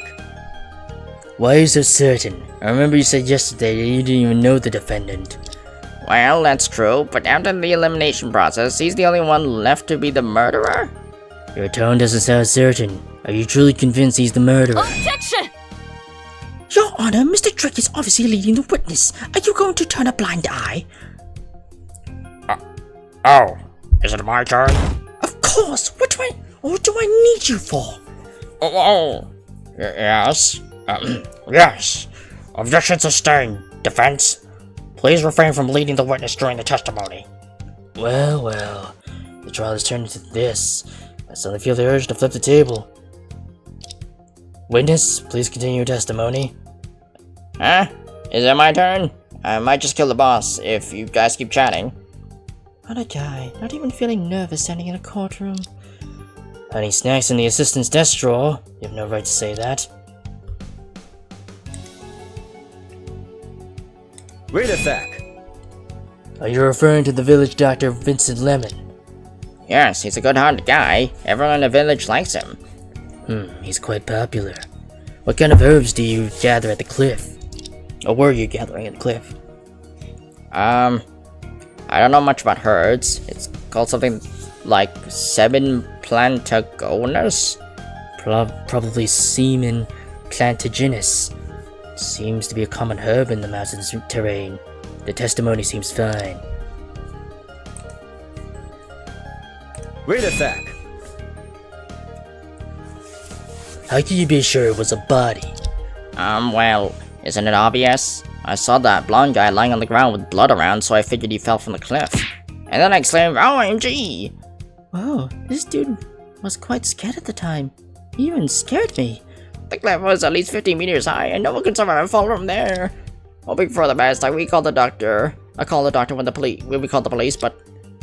Well, after measurement, cliff to ground height difference is 18 meters, akin to a fall from a 6-story building. Instant death.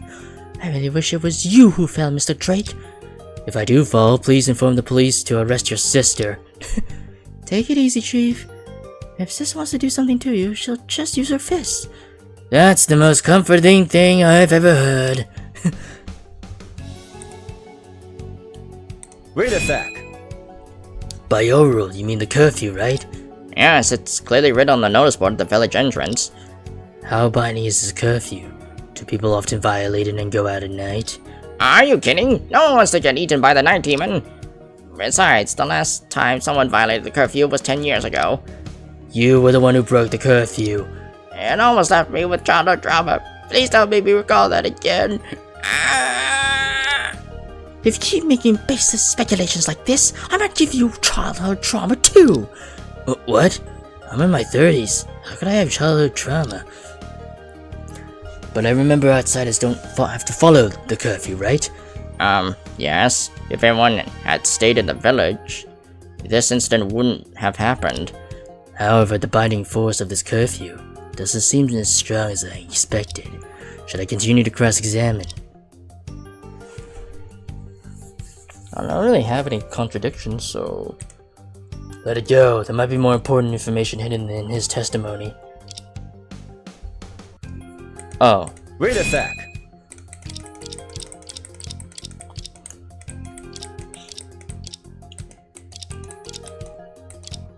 Wait a sec. Since this curfew applies to the entire village, does it mean that no one is actually supervising its enforcement? Well, that's true in a way. I have a bad feeling. A really bad one. I knew you would make a fuss here. Huh? I think what I said makes sense. Since the defense insists on heading for his doom, I might as well give him a favor. Self-proclaimed tech geek, use the technology you're so proud of to shut Mr. Drake up forever. Alright. Though it's a bit unfair to the defendant, but I have evidence to prove he's the murderer. It's a fancy-schmancy piece of decisive evidence. Is that so? Witness, if you have any crucial information that hasn't been disclosed, please add it to your testimony. No problem. If you need evidence, I have a night camera set up at the village entrance. Check it out. Wait a sec. So, the camera only turns on automatically at night? Exactly. That's my proud masterpiece. Specifically, the camera operates from 6 p.m. in the evening until 8 a.m. the next day, which means it coincides with the curfew. The police have already investigated that. There's no way to enter or exit the village gate without being recorded by the camera. On the day of the incident, the camera was functioning properly, with no signs of being covered, tampered with, or damaged, which means that the footage from the camera will be the most decisive evidence. Huh? This sounds extremely bad. So, Mr. Drake, do you want to take a guess at what the camera captured? I can give you a hint. Never heard of the term weave your own cocoon? Well, I better not guess. So, the thrilling moment is here. Please take a look. This is the footage from August 19th at 6 p.m. where the camera was activated. It looks like the camera covers the entire village gate, but it seems like no one passed by at the time. Showing this image is to inform the court that there is no way to bypass the camera at the village entrance. It seems so, given its range. Unless someone has supernatural abilities, anyone entering or leaving the village at night would be captured by this camera. Good that you understand. Now you still have your chance to abandon Mr. Drake and join my side. Huh? Well. If the defense assistant switches sides to become a prosecutor in court, this case will go down in history. Next, until a short time before the incident, there was absolutely no one passing by. But when fast forwarding to 1:12 a.m. on August 20th, look, this is the image of the dead blonde guy walking out of the village gate. Pretty impressive, huh? It does look like Mr. Giordano. Well, poor man. Still unaware of his impending death. However, it should be very dark around 1 a.m. How could the camera capture such clear footage? Oh, This is my proud superweapon. The camera is equipped with the mysterious Ray Assistant Probe. Even in the dark, it can use the principles of mysterious imaging to make the footage very clear. Oh, the power of modern technology. Hey, what does mysterious mean exactly? The judge completely ignores this suspicious high tech. Wait, but this shooting angle, is it possible that someone else disguises the victim? Wait, with this shooting angle, is it possible that someone else disguises the victim? Is that what you're thinking, Mr. Drake? She got me again. Then please listen carefully. The victim was an Italian, and the clothes he was wearing are all foreign luxury brands. Where can you find the same style of clothing in such a remote village? Also, the blonde hair of the victim is clearly visible in the footage. Can you produce someone with the same golden hair for me? I better not suggest it's possible to dye hair or weave a wig. Making baseless speculations is like digging my own grave. Seems like that the victim did walk out of the village gate at 1:12 in the midnight. And there's no room for doubt about that. And then, after a short period of time, let's see who appeared. What? How's this possible? Didn't expect you to be so surprised. Did you fail to find out that the defendant was at the scene at the time of the murder? As the defense attorney, you know nothing about the defendant's actions. How does it feel to be betrayed by the person you trust the most? Oh, Sis is looking at me. So scary. Chief, help me. What is going on? I don't know the victim. I've never been to the crime scene and I don't need any defense. If you want to investigate, go ahead, but didn't ask for your help. I am a lone wolf with a backpack singing out loud to the moon on the Moonlight Mountain Peak. That guy never trusted me at all. He never told us the truth from the beginning. At 1:26, our defendant walked out of the village gate. Maybe it was already filled with murderous intent. Objection! Prosecution, please refrain from making subjective speculations. Objection sustained. Prosecution, mind your... Excuse me? Go ahead. Whether it's subjective or not, let the evidence speak for itself. Continue, witness. We're about to see Mr. Drake crumble. Okay, let's fast forward a bit. And we got this footage. At 2:18, the defendant returned to the village. Wait, are you going to say... Yes, this is the last footage captured by the camera of someone passing by that night. Except for these 3 moments, no one entered or left the village that night. Okay, gotcha.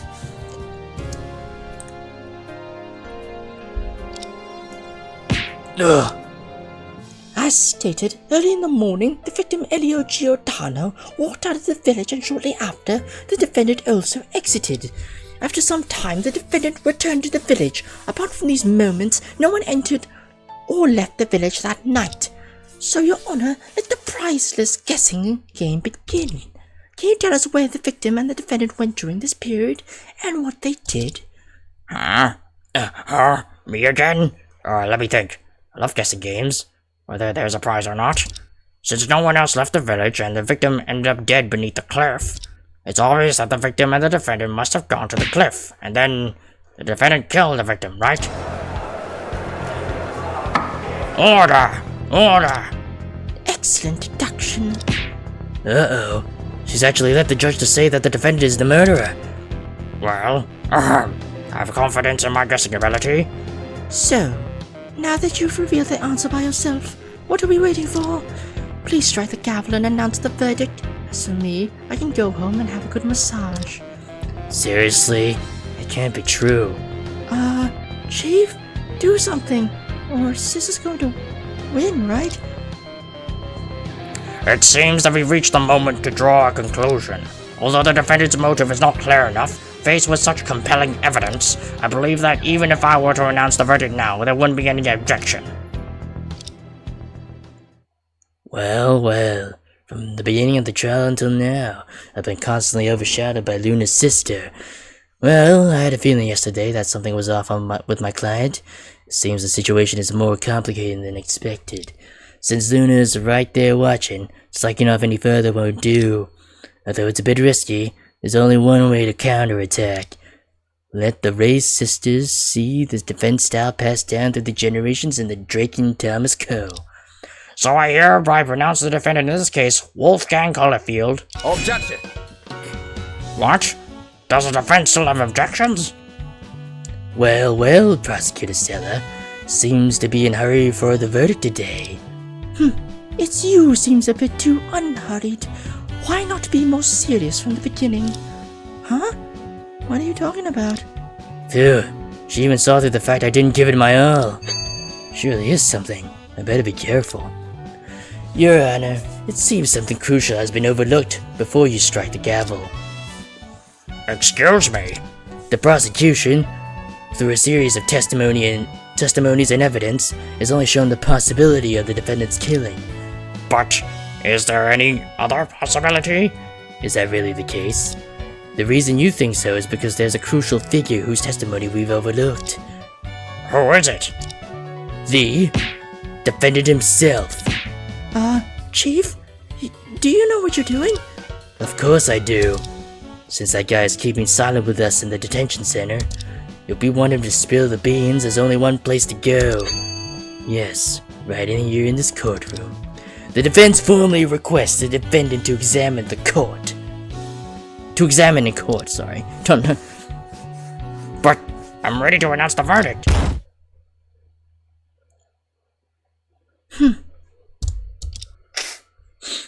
Sis? Heh. Chief, what's going on with you two? Finally, the real showdown's about to begin.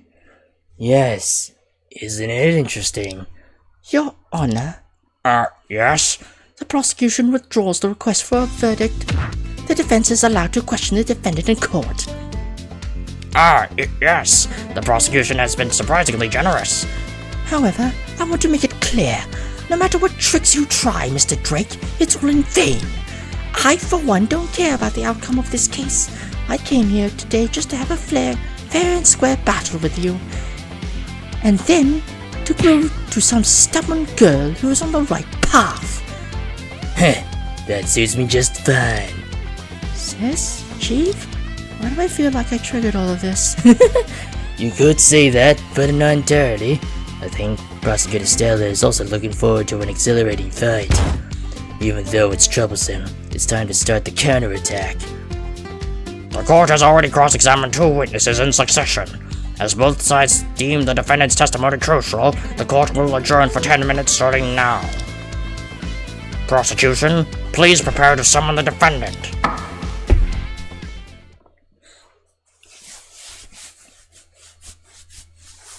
August 21st, 10:35 a.m., defendant lobby number 3.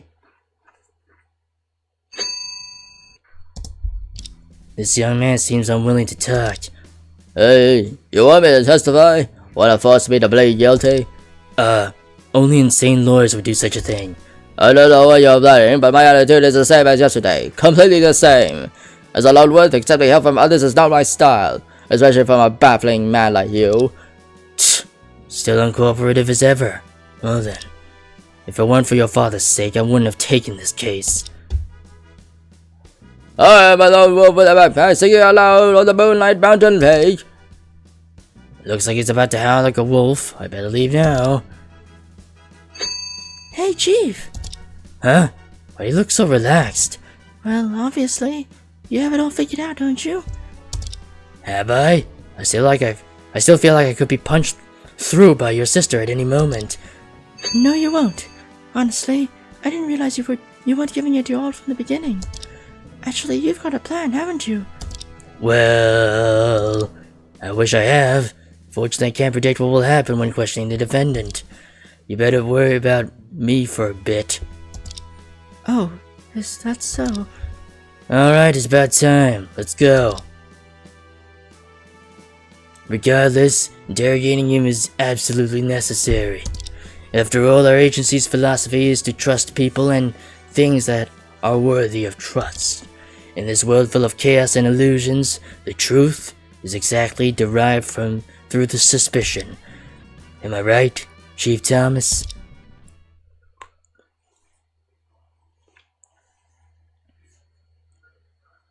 August 24th, 10:45 a.m. District Court Room number 3. Well then, court will now continue the trial of Mr. Wolfgang Holyfield. In the recent session, the defense requested the defendant to testify personally. Now the defendant may take the stand.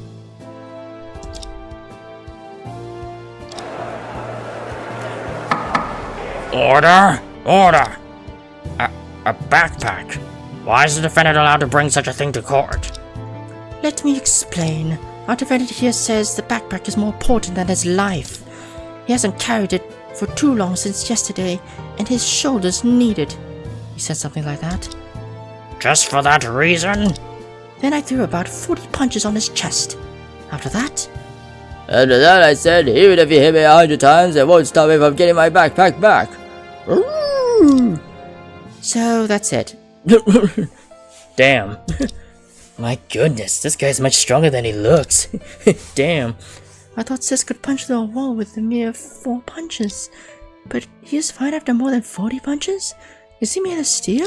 If the defendant is acquitted in this case, should we consider hiring him as a security guard? Brilliant. Our client has gained the favor of the judge in a peculiar way. Stop talking about irrelevant things. Let's proceed with the established procedure now. Defendant, state your name and occupation. My name is Wolfgang Holyfield, a sophomore majoring in finance at Public University. Your lawyer requested you to testify. Did you see the previous trial? Yes, I did. Say what you want to say quickly while you can. Alright, seize this chance to find a breakthrough.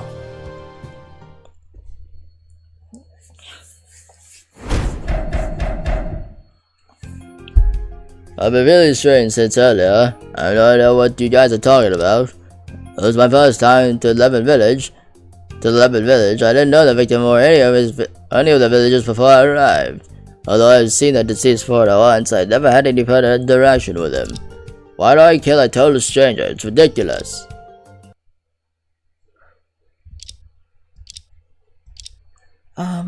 Well, what's going on with everyone? The defense's testimony is full of holes. Even your sister didn't bother to refute it. Defendant, you should be aware that this kind of childish confession won't work in the courtroom. Although the defendant's body is made of steel, his brain seems to be a mess. This meaningless self-defense has no value in questioning. The defendant is heading for his doom. Mr. Drake, just finish the questioning quickly. Indeed, this defendant's making claims opposite to the evidence. It's clear that he's hiding something. I'll just point out the most obvious contradiction and guide him.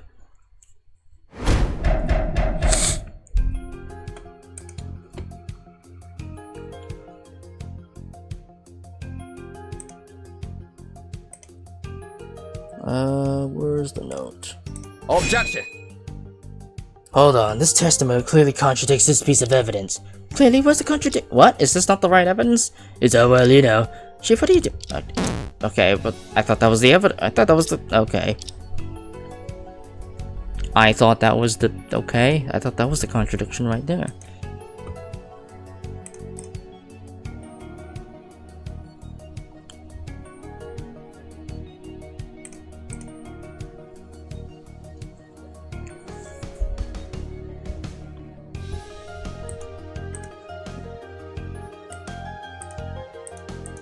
Wait a sec.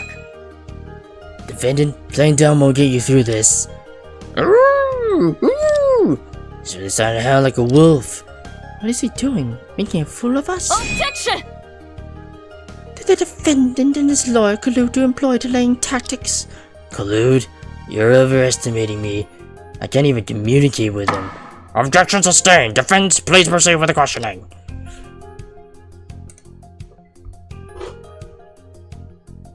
It seems this guide still doesn't intend to open up to us.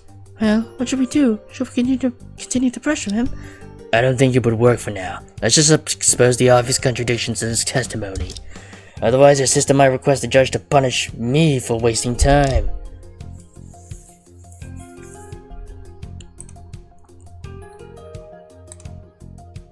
Do I present? Objection. Oh, okay, I'm supposed to present it here. No? What? Huh? What the fuck? What the... huh? Found it in his backpack, so wait, what? Is it not this evidence? I guess the soil? I guess this? I've seen that this... oh, okay, I think I was supposed to present this. Objection. Okay. Mr. Curlyfield, I don't think you have a full understanding of your situation. You never had a deep interaction with the victim? Then how do you explain the fingerprints on the collar of his shirt and the shoe print on his trousers that belong to you? These traces won't be left behind without further interaction. Chief, he's trying to pretend to be a wolf to get through this. If you refuse to say it, I will do it for you. For an unknown reason, you had a confrontation with the victim.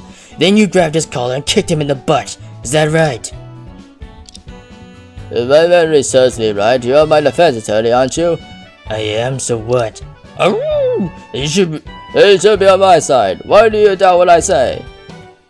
I'm sorry, trust is mutual. Without entrusting me with your life, how can I believe you?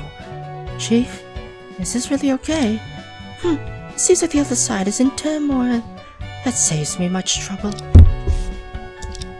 Indeed, I should have gone solo. That is really meddling. Lawyers are no help at all. In that case, I'll say a few more words. Although his attitude is still quite annoying, at least he's willing to reveal some information. Ugh. Is there any flaw in prosecution? I may have to search more carefully in the upcoming testimonies. Alright, I've waited long enough. You better talk about your actions on the night of the incident and stop talking about irrelevant things. If Mr. Drake still can't get any invaluable clues, Your Honor, just handle it yourself. To be honest, the evidence is irrefutable enough. I don't think there will be any breakthroughs in questioning the defendant. Since both sides insist, let the defendant continue testifying.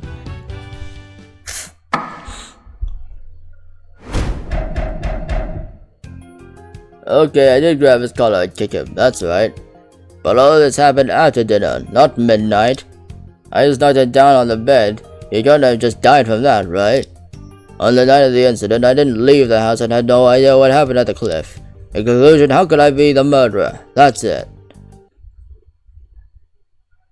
I told you, such testimony is not worth questioning at all. I agree, but I'm really curious if Mr. Drake has any tricks left. Luna, open your ears and take a look. Who is truly on the right path?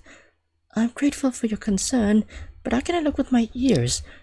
Although this testimony has contradictions, there's some progress, more or less. I have a feeling that the loopholes of prosecution is about to be torn apart.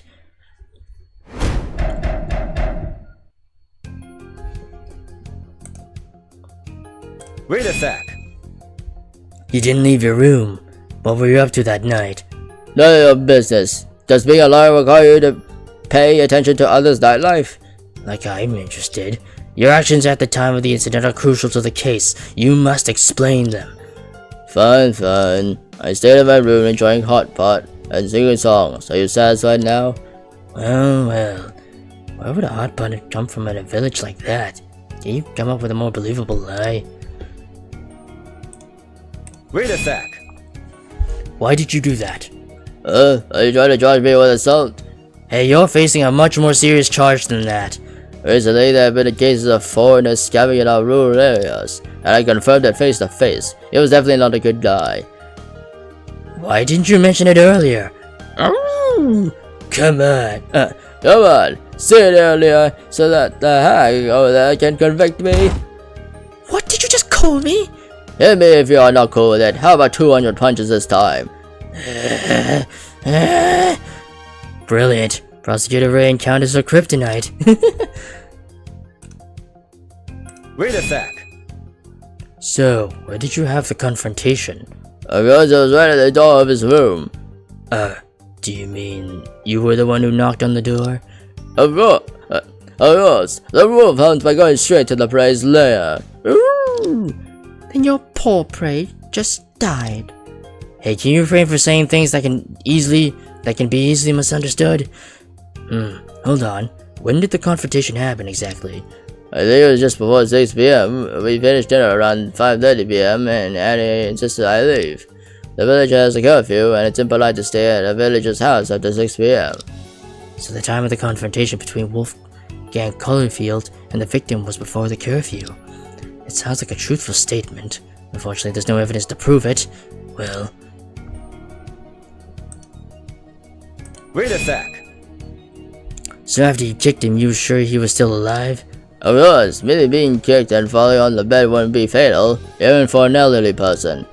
Well, even if the defendant kicked me like that, I probably wouldn't die, would I?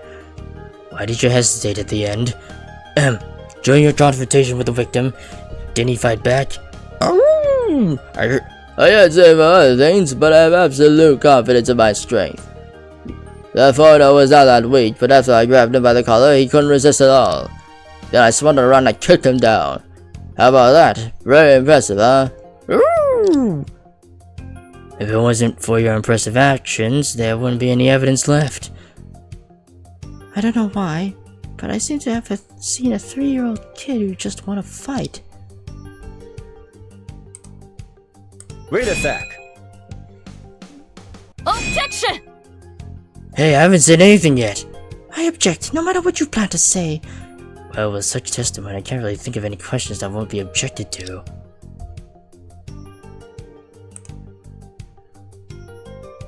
On the night of the incident, I didn't leave the house. Yeah, there's already a contradiction with that one.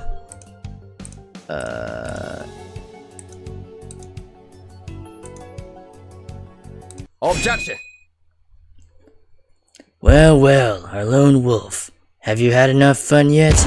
You didn't leave your room? Then what was it captured in the camera? A ghost? Young man, at this point, do you still think your lousy lies can help you escape conviction? You left the village gate at 1:26 on the night of the incident and returned at 2:18. This is already an ironclad fact. What an eerie and strange scream. From what I know, wolves are highly social animals. You, a lone wolf cub, won't survive in such a harsh environment. I suggest you come clean. On the night of the incident, where did you go? What did you do? Right now you look like a wolf cub trapped in a snare. If you keep not trusting others and not accepting help, you'll only freeze and starve to death in the courtroom. I really trust you. Brilliant. Now he really has turned into a collie. You have no choice for now. I don't think you can help me. After all, I've done so many suspicious things. Well, well. Finally, we have entered the formal questioning. Dealing with a client who doesn't communicate until the courtroom. I truly am a miserable lawyer. On that night, the reason I left the village was to admire the moon. Admire the moon? Wait, it sounds even more suspicious now. From August 19th to 20th, there was a rare supermoon. To admire this phenomenon, I surveyed the nearby terrain on the afternoon of the 19th. Near the Lemon Village, the cliff is the only and best unobstructed viewing spot. Supermoon?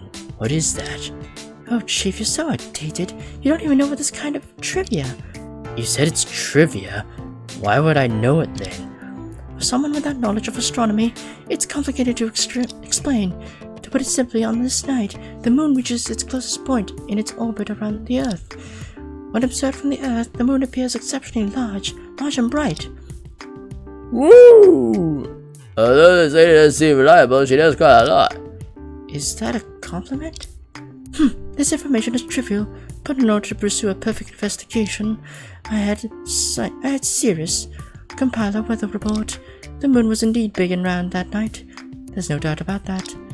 According to my calculations, around 2 a.m. was the best time for the moon's position, so I set my alarm for 1:15 a.m. and around 1:30 I left the village gate. The moon was bright, and the nightfall Valley's night was stunning, which caused me to be slightly delayed. Then when did you arrive at the cliff specifically? Around 1:50, if I remember correctly. In that case, if the time of death as indicated by the victim's watch is correct, Wolfgang Holyfield arrived at the cliff right after the crime. Besides admiring the moon on the cliff, did you notice anything strange? I did glance down. Huh? Did you see anything? Woo! It was pitch black. Even though the moonlight was blocked by the cliff, I couldn't see anything. Well, I knew it wouldn't be that easy. On your way from leaving the village to returning, did you encounter anyone? I don't think so. It was so late, even a mosquito flying by would have been noticed. So you're saying that during your midnight trip out of the village, you never saw the victim at all? Is that correct? Of course. How is such a vulgar adventure? At midnight to embrace the grandeur of nature. In that case, you really didn't kill the victim. Nonsense! Mr. Drake, you really disappoint me. All your... Yeah, it says disappointed, but it's disappoint, not disappointed.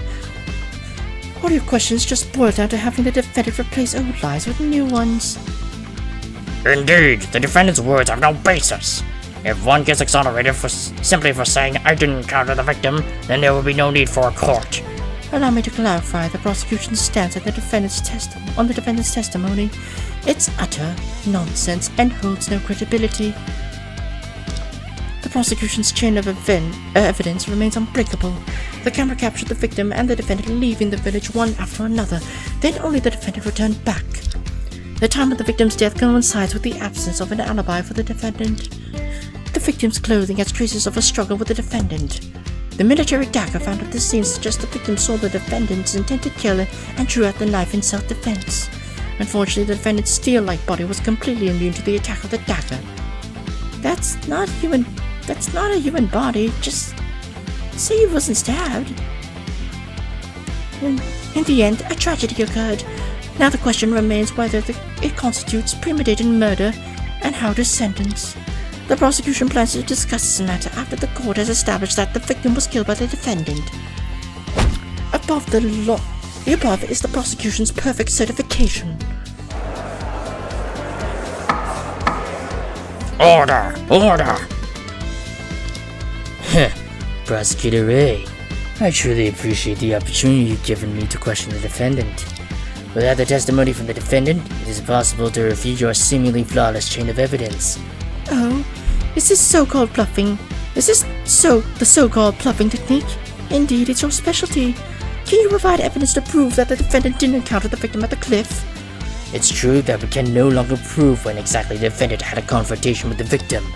However, when we consider the defendant's testimony, it raises new possibilities about the truth of the crime scene. Nonsense. My deductions are flawless. There's no room for any unexplainable aspects. Mr. Drake, you better surrender now and save yourself from embarrassing in front of the younger generation. Indeed, Prosecutor Ray's chain of evidence is incredibly tight, with hardly any room for questioning. But it's far from flawless. For example, that thing at the crime scene. It was clearly left behind at the crime scene, yet it doesn't appear in any of the prosecution's footage. Unfortunately, there are still unexplainable aspects in the prosecution's case. Oh? Please explain. For example,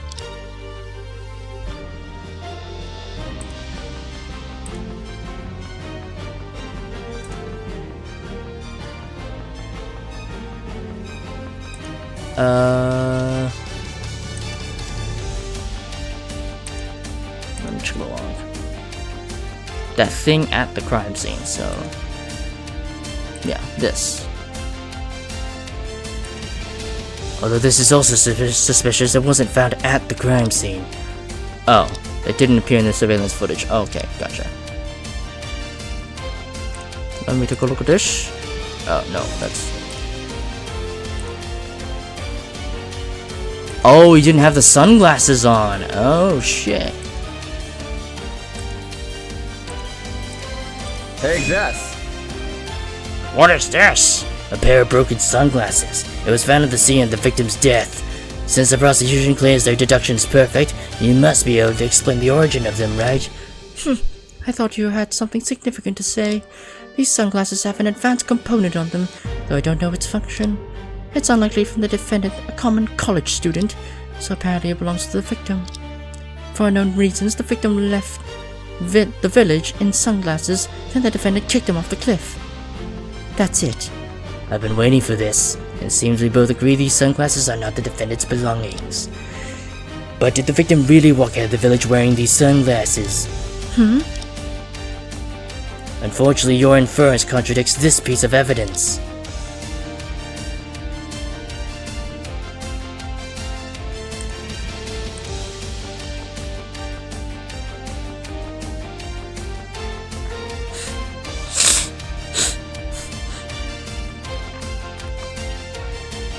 I've been waiting for the... yeah.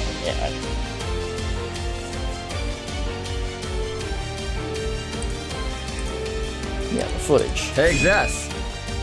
Your Honor, Prosecutor Ray, please take a good look. Was the victim wearing sunglasses when he left the village? If you can't explain the origin of these sunglasses clearly, this case cannot be concluded so hastily. If you can't explain the origin of these sunglasses clearly, this case cannot be concluded so hastily. I knew you would seize on these trivial details. It perfectly fits my image of a defense attorney. I don't think these are trivial details. In the courtrooms, a small detail can often tear open a fatal crack in a grand testimony. Next, I must launch a series of attacks to turn the tide in the courtroom. But Prosecutor Ray is already in a fighting posture. I must find a weakness in her counterattacks. Oh, am I engaging in an argument? Yeah. 雷检，这个墨镜的来历绝非细枝末节之事，它会彻底影响到你开庭 Oh shit, I gotta look at my 一切 evidence. 地方。 Wait, is this gonna auto scroll? Okay, no. I'll double check the evidence. Okay. Oops, I clicked that on accident. Okay. 6 p.m. 1:12 a.m. Yeah, he wasn't wearing sunglasses. Also, wait, where did he hide the knife? It doesn't look like he has any sheaths on him.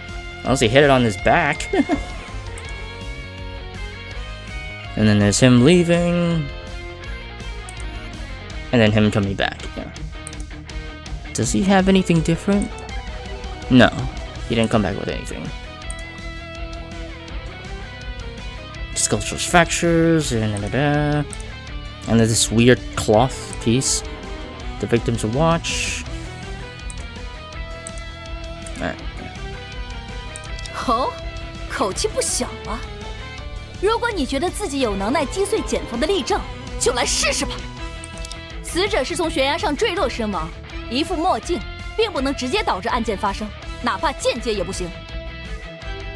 Can't directly. Objection， 墨镜不能导致案件发生，这个判断是否过于武断了 ？Objection， 一副墨镜要怎么导致死者坠亡？难道你要主张他 能按一下就射出冲击波不成？ He was walking on top of a cliff in the middle of the night. 说的也是。Oh, okay. It seems I didn't hit the right. Okay. 死者是从悬崖上坠落身亡，你没有任何证据能表明 no 这副墨镜的存在能够减轻被告的嫌疑。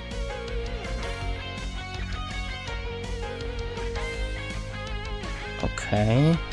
退一步讲，就算他真有什么端倪，它的表面上也全无痕迹。Objection！ 这副墨镜上真的没有任何痕迹吗？ Oh, okay. I thought he was gonna say that. Oh, because there's no traces, that's what makes it suspicious. Okay. 镜架、镜片上都没有留下指纹，是板上钉钉的结果。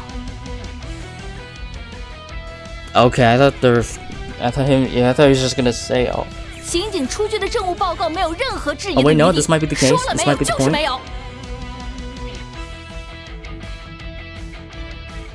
哦，原来是这么坚实可靠的结果。 Oh, okay, that's not the case. Okay. 死者是从悬崖上坠落，你没有任何证据能表明 No evidence 这 to 副墨镜的 show. 存在能够减轻被告的嫌疑。I guess I present 这 evidence. 副墨镜是现场无法解释的物品，它能在一定程度上。Objection！ 你给我听好了，我说的是你拿不出它能减轻被告嫌疑的证据。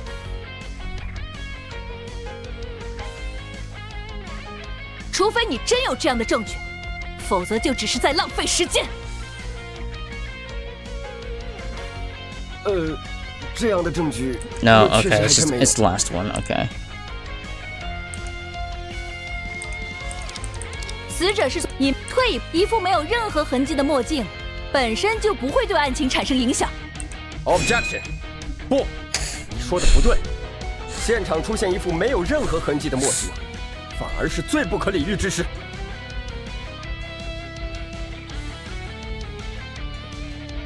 如果这副墨镜是死者的所有物，怎么可能没有指纹留下呢？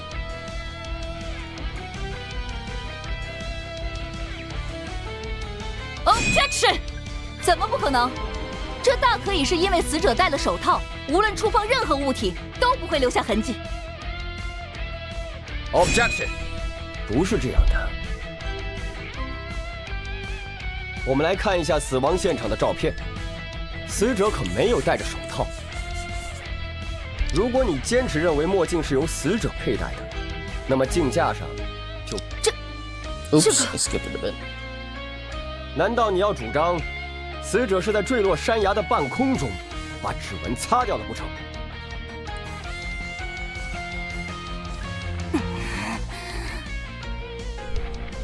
好，很好，我就当你确实找到了这证物的奇怪之处，但它也不能消除被告的嫌疑。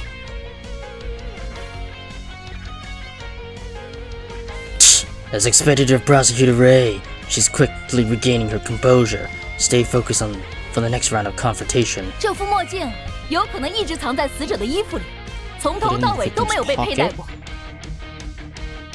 He might not wear it at all. 由 Yeah. 于它带有某种电子元件，功能尚不明确，你无法确定它与案件的关系。 Oh, that's not. You can't determine its relevance to the case. 除此之外，它也有微小的可能性是属于被告的所有物。 There's still a possibility. Objection！ 被告的所有物，我不这么认为。如此高科技的产品，它怎么可以 Objection！ 你和你这位委托人才认识了多久？敢说自己对他知根知底吗？他的很多事 Oh, 情 that's not like a counter 还是 argument. 今天庭上才知道的。那你如何能否认墨镜属于他的可能性？确实很难完全排除。 Okay. 这副墨镜有可能一直藏在死者的衣服里， Could have 从 been 头到 hidden 尾 in 都 the 没有被 victim's 佩戴过。 pocket. Yeah. 由于它带有某种电子元件，功能尚不明确，你无法确定它与案件的关系。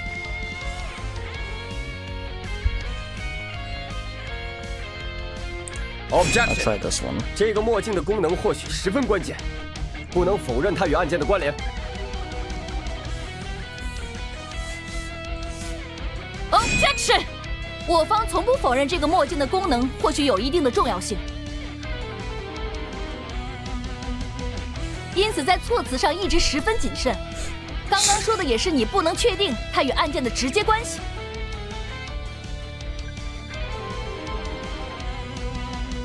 难不成你已经在这个法庭中自行破解出它的用途了？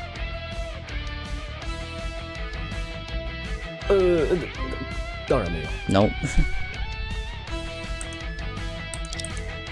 这副墨镜有 So 除 it's 此 the 之外 last one. 它也有微小的可能性 Waste 是属于被告的所有物。 Yeah, 我 no. 没记错的话，被告的父母都是军人，他搞来这样的东西， Objection！ 被告的父母是军人，这我还是 He doesn't seem so certain about that. Oh man, he sounds so unsure in that statement. That's so funny. 你自己的委托人不把背景 That's 调 'cause 查 the 清 defendant 楚，也敢上庭辩护，你是傻了吗？ Actually, yeah, he should know his dad. How does he not know that his dad's... 我接这案子 Wait, 接太急了。 yeah, actually, yeah, that's a very good point. How the hell did he not know that his dad's a military soldier? He said he knew his dad. Oh, what the fuck? 这 Oh, 副 so 墨 it's 镜 is it the 有可 first 能 one? 一直藏在死者的衣服里，从头 Is it this one? 你说墨镜一直藏在死者的衣服里，这是不可能的。 So I guess it's the first one? 看看这张照片吧，死者从如此高的落差坠落，衣服却完全没有崩开的迹象。 Oh, 说 okay, 明 that's 他的 true. 衣服非常结实。如果墨镜藏在衣服里，只会在他坠落的时候被衣，却不会飞到 Oops. 那么远的地方去。 Okay, that's true. That's fair Objection！ enough. 就算如此，墨镜也有可能是在他坠落的瞬间从衣服中滑落，然后被死者身体接触地面时的气流吹走。 Objection！ 如果是那样的话，那墨镜受到的伤害就十分有限了，根本不可能碎成这样。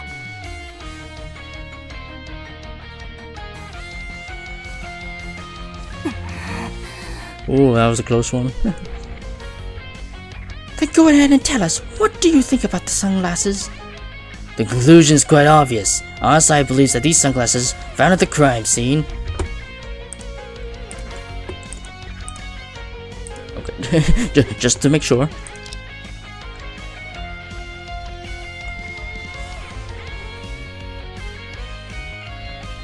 Came from the third party at the scene.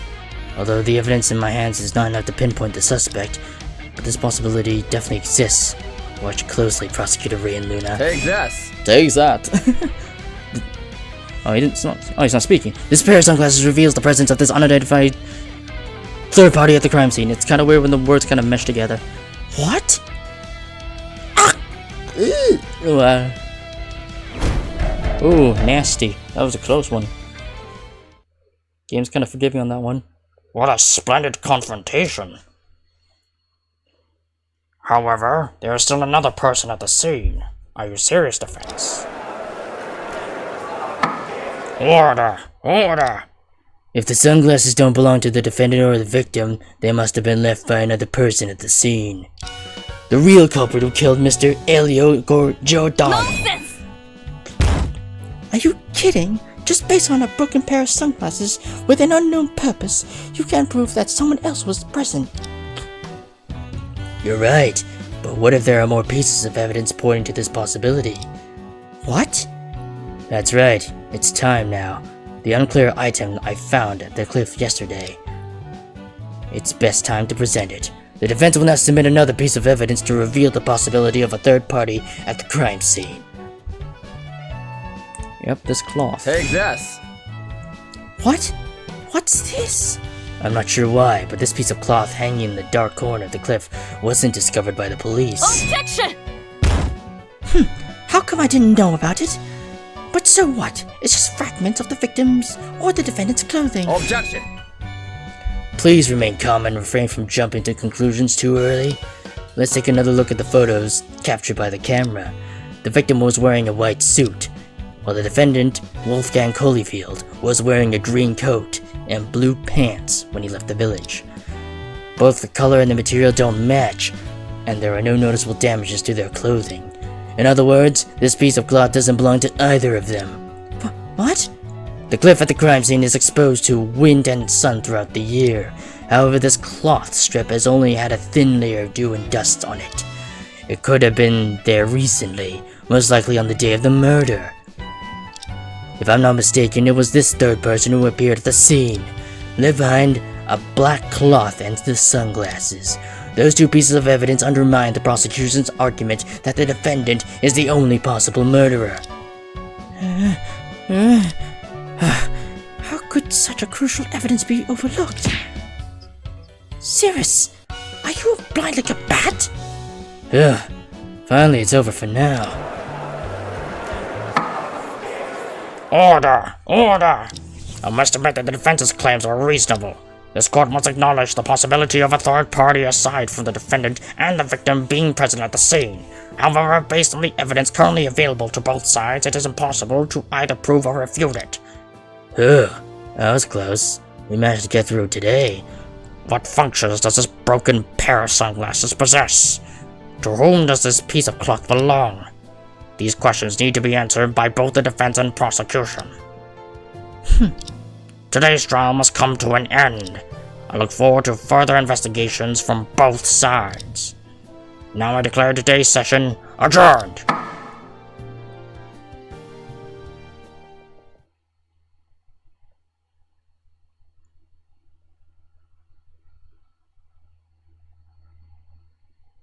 August 21st, 12:15 p.m. Drake and Tomsko. I think, yeah, after that court session, I'm gonna call it here. It's getting kinda late, and it seems like, yeah, we've gone on for long enough, so farewell for now.